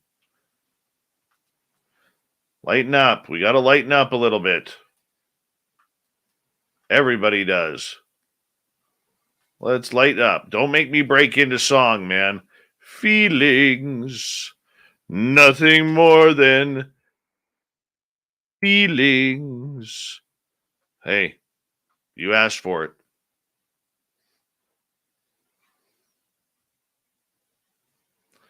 Dave, I saw you go off on Wayne. Yeah, he's gone. There were a couple of them there.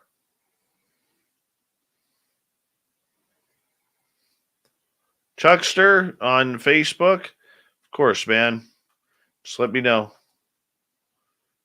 Feelings. Nothing more than feelings.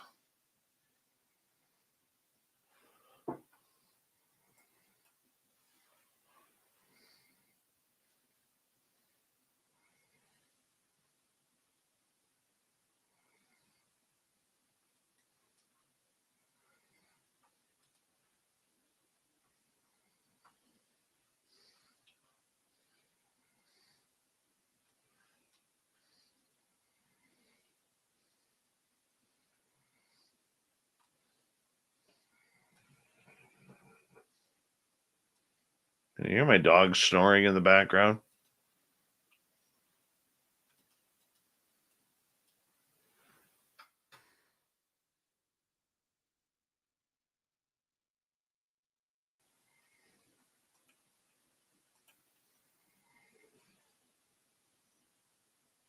Don't you hate that when you do an update on your computer and then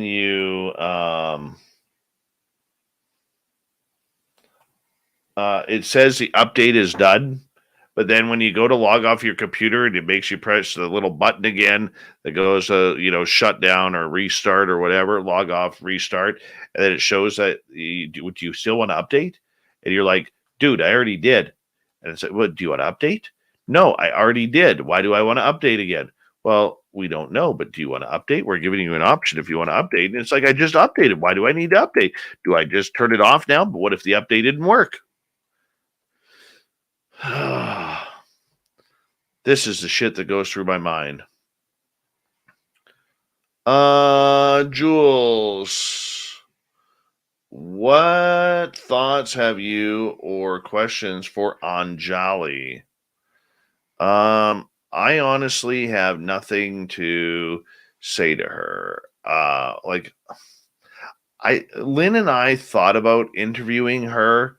Lynn was going to do it. Lynn got in touch with her, and she kind of blew Lynn off. And I don't know why.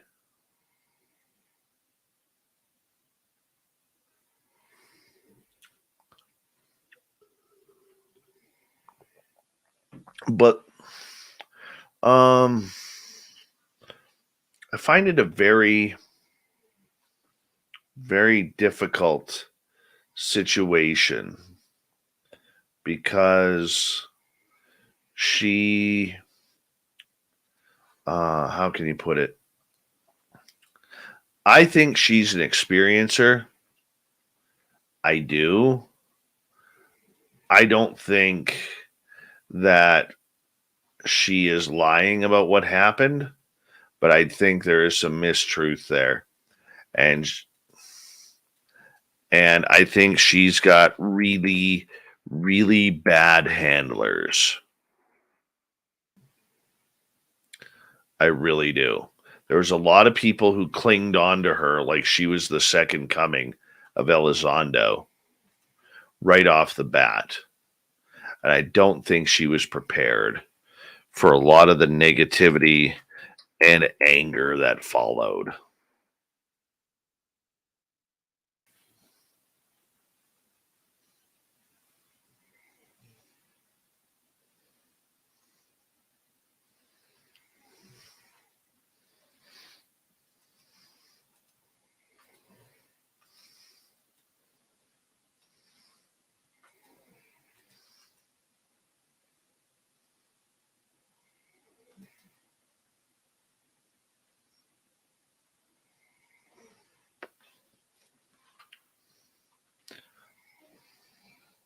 Hey, David Lopez, how are you, man? Good to see you back.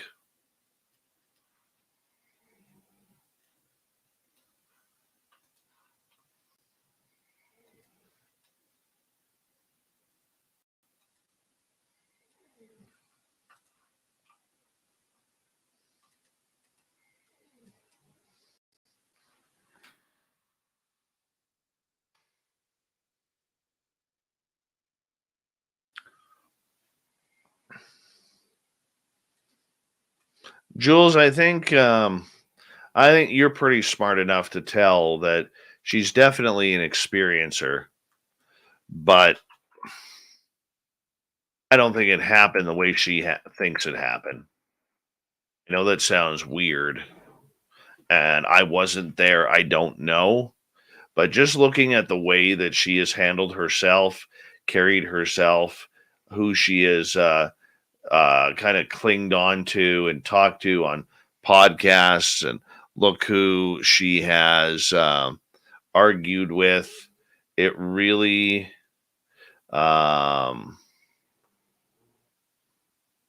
he is snoring pretty loud.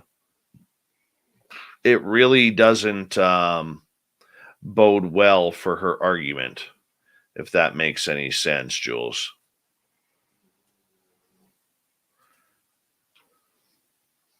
It weakens the belief system in what a lot of people have. And then the silly contest on Twitter, I mean, making a spectacle of it all, right? That's all. And Palmer could hear my doggy snoring. Steam Train Mark, how is later on today looking? Am I alive later on today?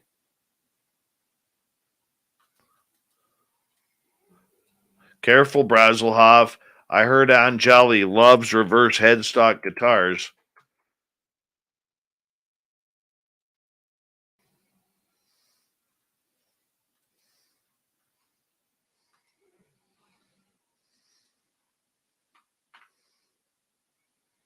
Mm-hmm.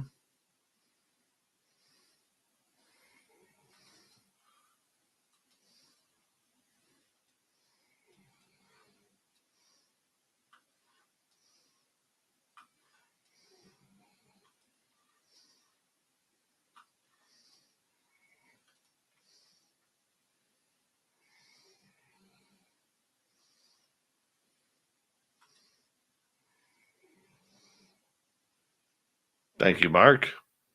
Appreciate the update.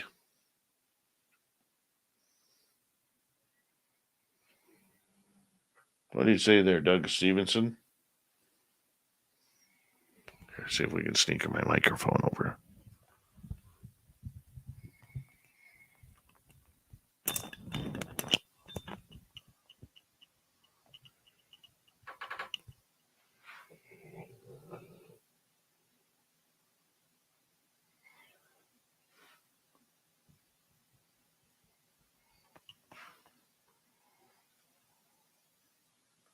He's looking at me like, what are you doing?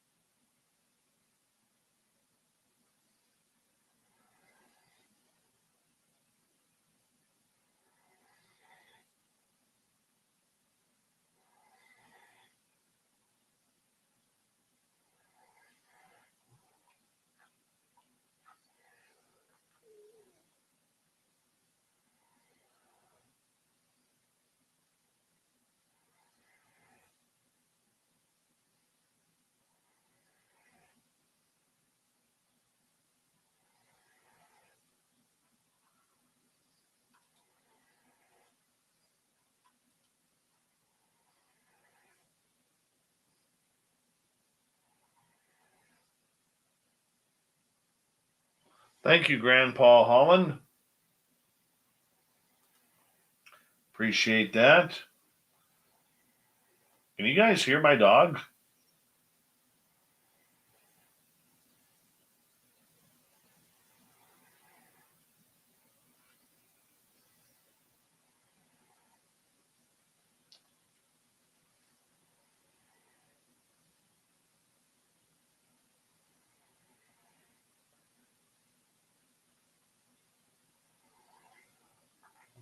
Hey, there's little Marky Spender. Little Marky Spender, who wears dirty underwear.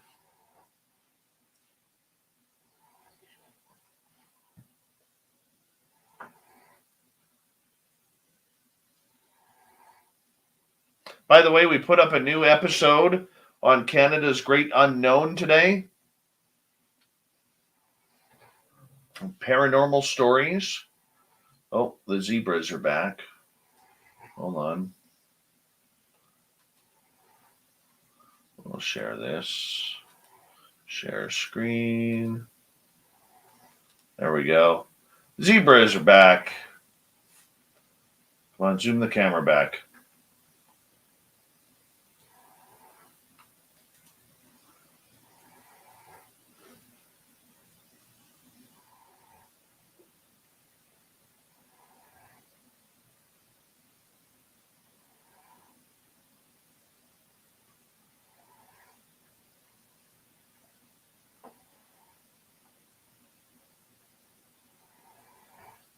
Oh, zebra's good. Got a little bit of scratch from that tree.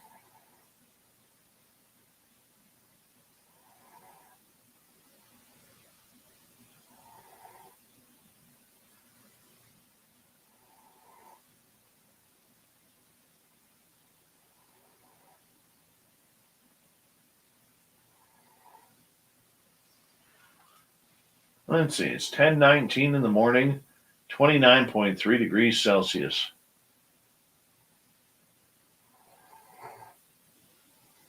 About 83 degrees Fahrenheit.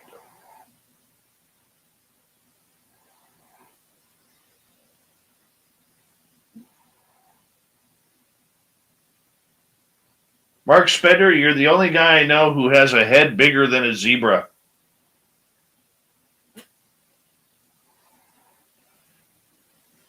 Hiking Deep, how you doing? Oh, where's he going?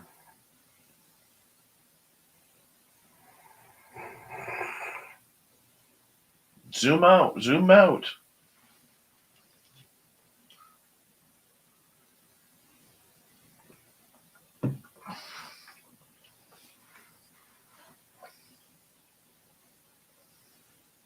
There they go. Now they're zooming out. Oh, what do we got here?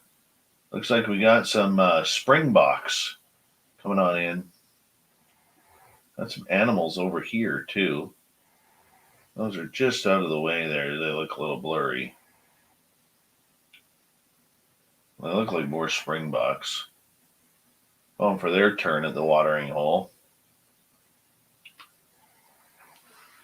Hold on 1 second here. We'll get back to them in a second. Davey's just got to load this up.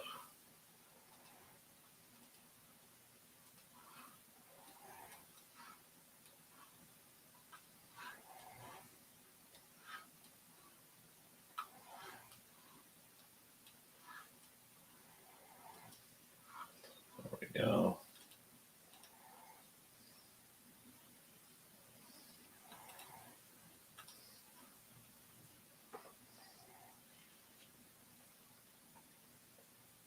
Oh, they're moving in.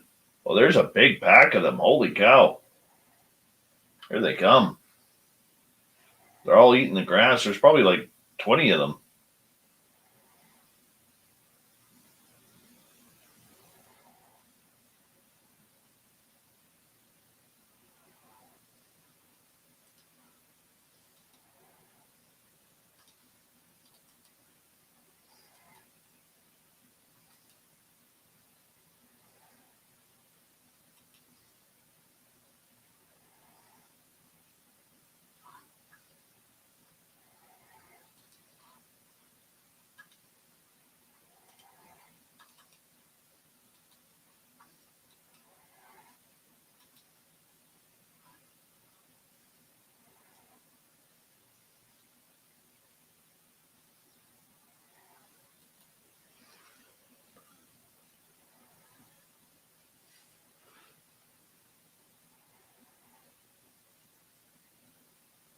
This is kind of cool.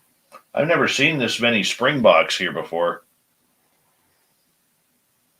Oh, that one did. There was somebody got pissed off there. You get out of here, you dirty bastard. Screw you. No, screw you. God, there's how many? 1, 2, 3, 4, 6, 7, 8, 9, 10, 11, 12, 13, 15, 16, 17, 18, 19, 20, 21, 22, 23, 24, 25, 26, 29, 30, 31, 32, 33. Look at that. Plus the 2 that ran this way. 35. That's a nice herd. Hey, Gorgeous Larry, how are you?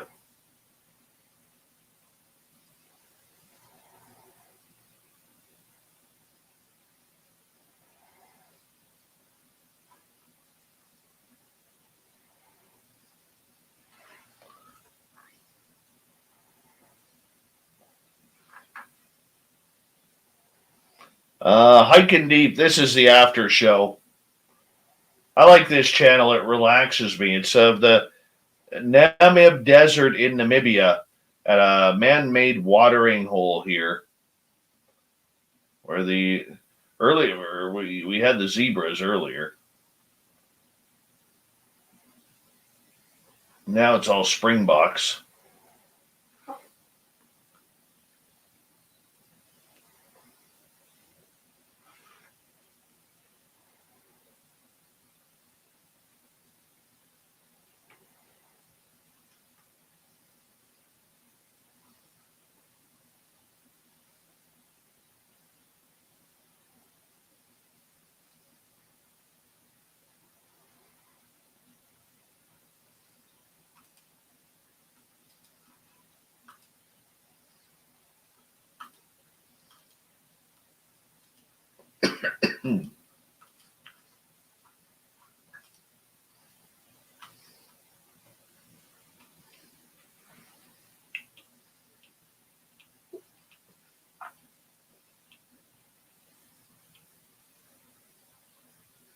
Oh, that guy's angry. That guy is angry. Who wants to fight? Who wants to fight? He's just being a bully. Being an absolute bully right now. Come here, you little prick. Screw you, Dad. Get a life.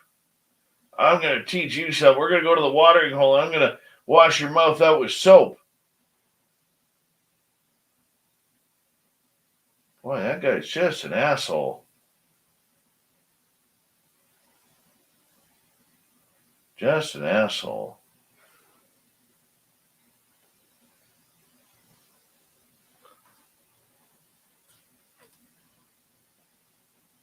Philip Blair, the Philip Blair. These are springboks. Hiking deep. We're glad you're here. Welcome.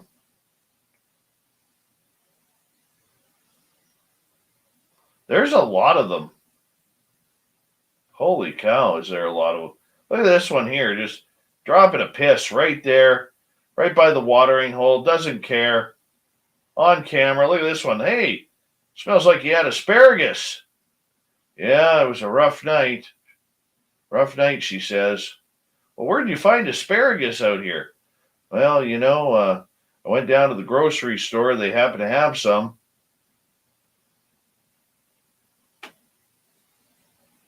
And these two guys here, these two ladies, they're like, really? You pissed asparagus like right by the watering hole? That is disgusting. Don't you talk about my friend that way. Shut up, bitch. No, you shut up, bitch. You hoe. You slept with 4 different Springbok men. I'm a one Springbok man woman. Oh, bird. Everything's cool. Bird, everything's cool.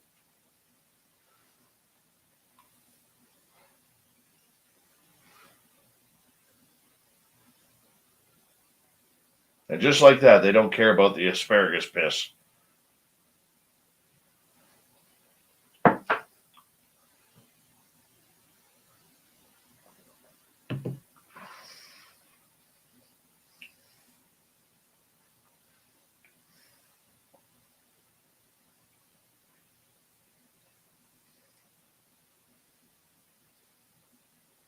This is stuff you can't make up, people.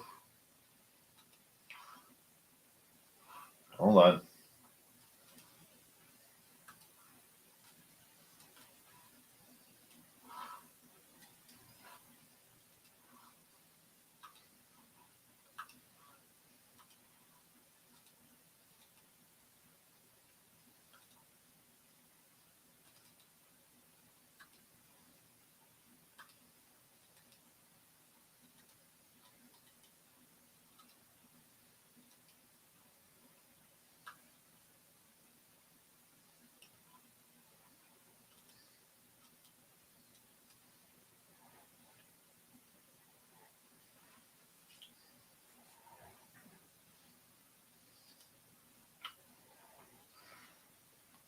Angela Hudson, how are you?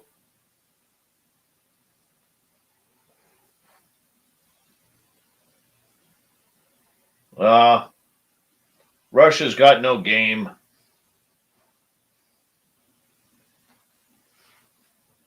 They got a lot of cool toys, but they don't have a lot of game.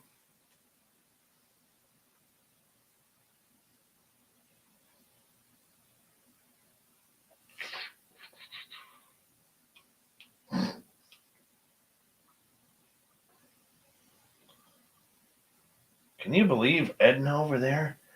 She had an asparagus piss right here. Fran, don't say that. No, come and smell it. Holy cow, I'm smelling it right now. She had an asparagus piss right here. I gotta get out of here. My nose can't handle it. Where's the asparagus piss, Edna? It's right here. Ah! Hansel, what are you doing over there? Leave the ladies alone. You're just being a bully. I've had too much to drink.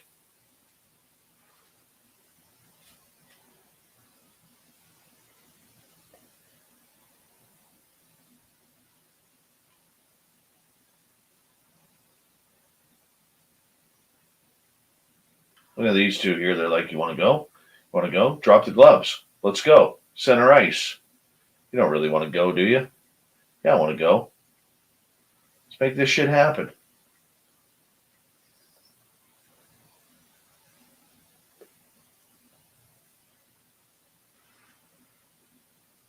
Take it off camera. Then we'll go. We don't need any witnesses in case this goes to court.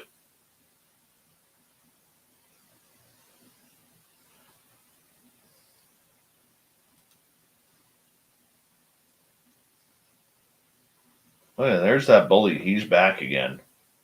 Watch this guy right here. He's like, come on, you want to fight me?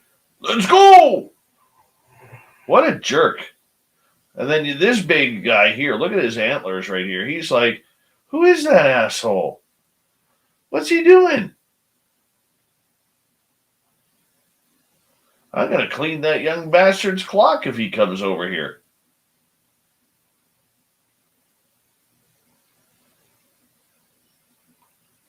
Exactly what it is.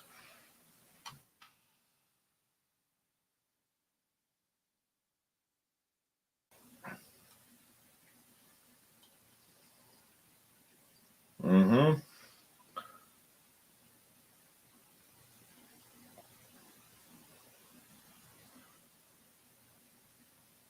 I want to see him try and take on that big guy.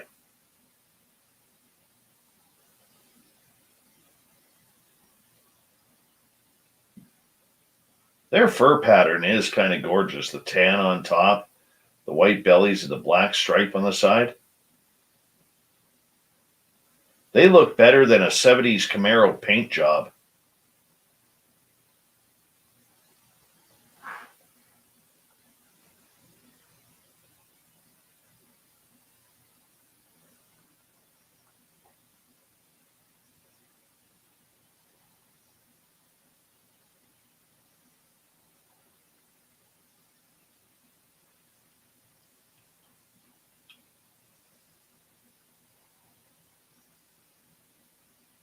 It is beautiful.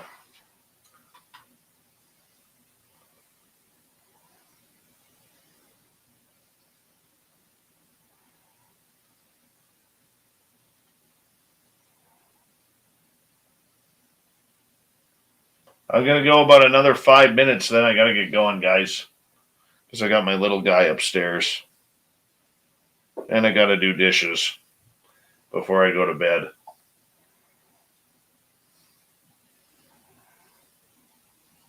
I'll do the dishes in the morning. But either way, 5 minutes.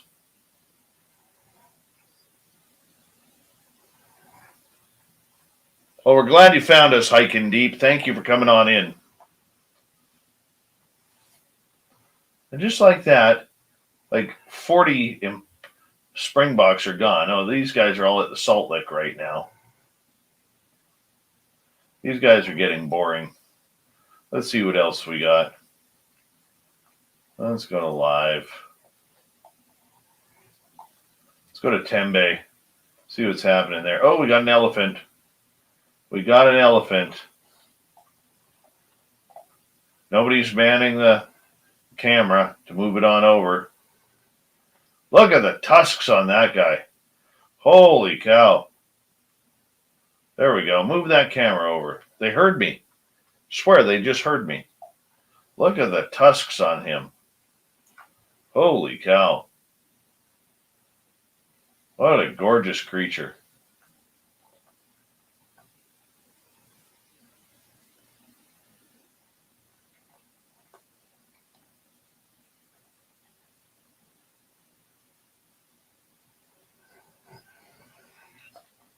I've never seen lions on here yet. Apparently there are lions. I haven't seen them yet. That looks like a big termite hill over here. Or ant hill.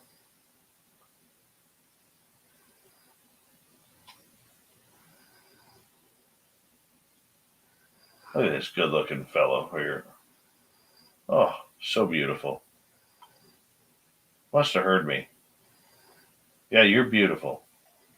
You are beautiful. Let's pet your head right there.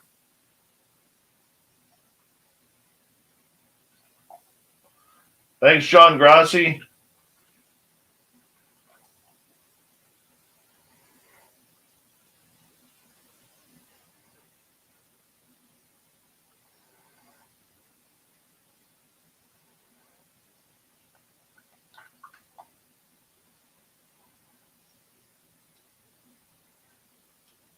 All right, let's see what else is going on over here. Oh, they're moving the camera. Come on. Oh, they're centering. That's all they're doing. All right, let us go to, we were just in Tembe. Let's go back to live here for a second. And let's go to Rosie's Pan.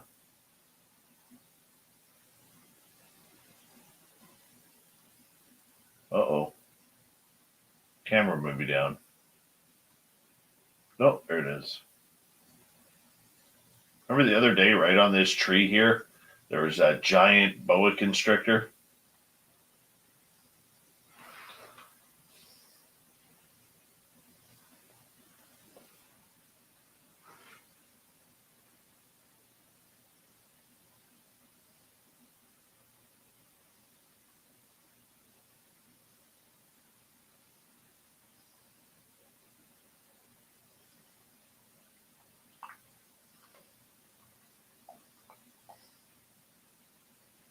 Nothing over there. Just a bunch of elephant poop on the beach there. That's real entertaining. Let's go to Cat Eye here. What do we got going on here? Nothing.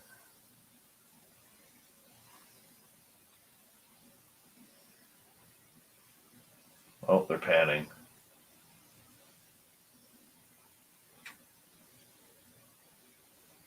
That's the watering hole right here. Nothing there.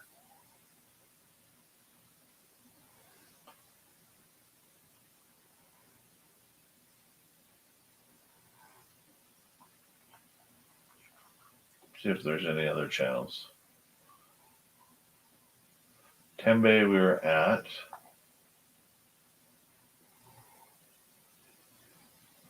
Let's go to Camphor's Dam. What do we got going on here? This is a new one.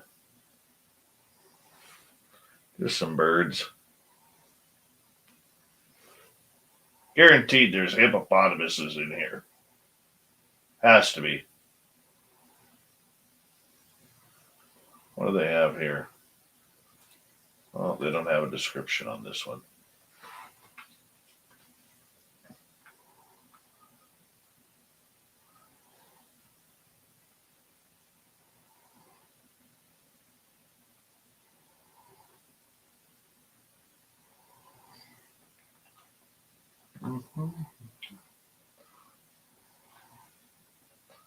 All right, well, that's kind of boring.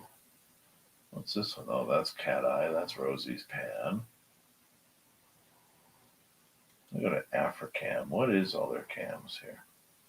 Let's go to Africam. Oliphant's River. Let's go check that out. Oh, yeah, there's definitely hippopotamuses in here somewhere. Definitely crocodiles.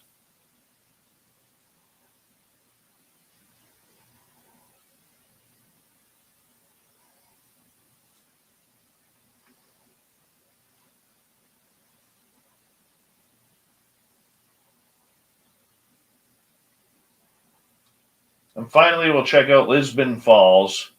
Oh my God, look how beautiful that is. Look how beautiful that is.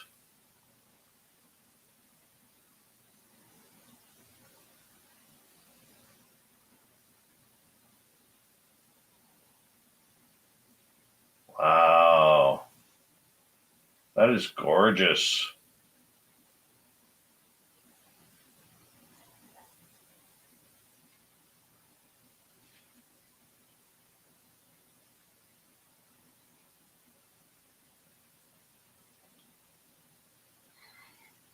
Okay, back to African. Let's see what else they're offering. We've been to Tembe. We've been to Oliphant's River. Been to Rosie's Pen. Oh, we haven't been to Nakoro. What's happening here? Nothing. That is a nice watering hole, though.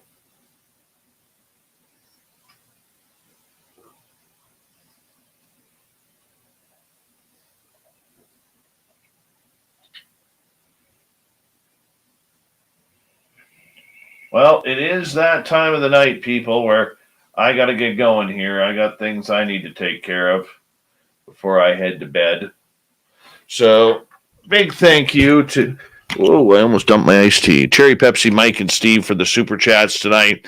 Thank you for everybody who gave us a thumbs up and hit subscribe. Very much appreciated. Tomorrow night on the show, Ivan Teller is here. We're channeling aliens tomorrow night. Yes, we are channeling aliens. That's the way it's going to go. We're going to have fun. So we'll see you all tomorrow night, 9 p.m. Pacific, midnight Eastern. Don't forget, Lynn Wallington on the weekend, 6 p.m. Pacific, 9 p.m. Eastern. And then followed by the After Hour show with Gemma, Bree, Big Willie, and Fedora John. Have a good night, everyone. We'll see you tomorrow.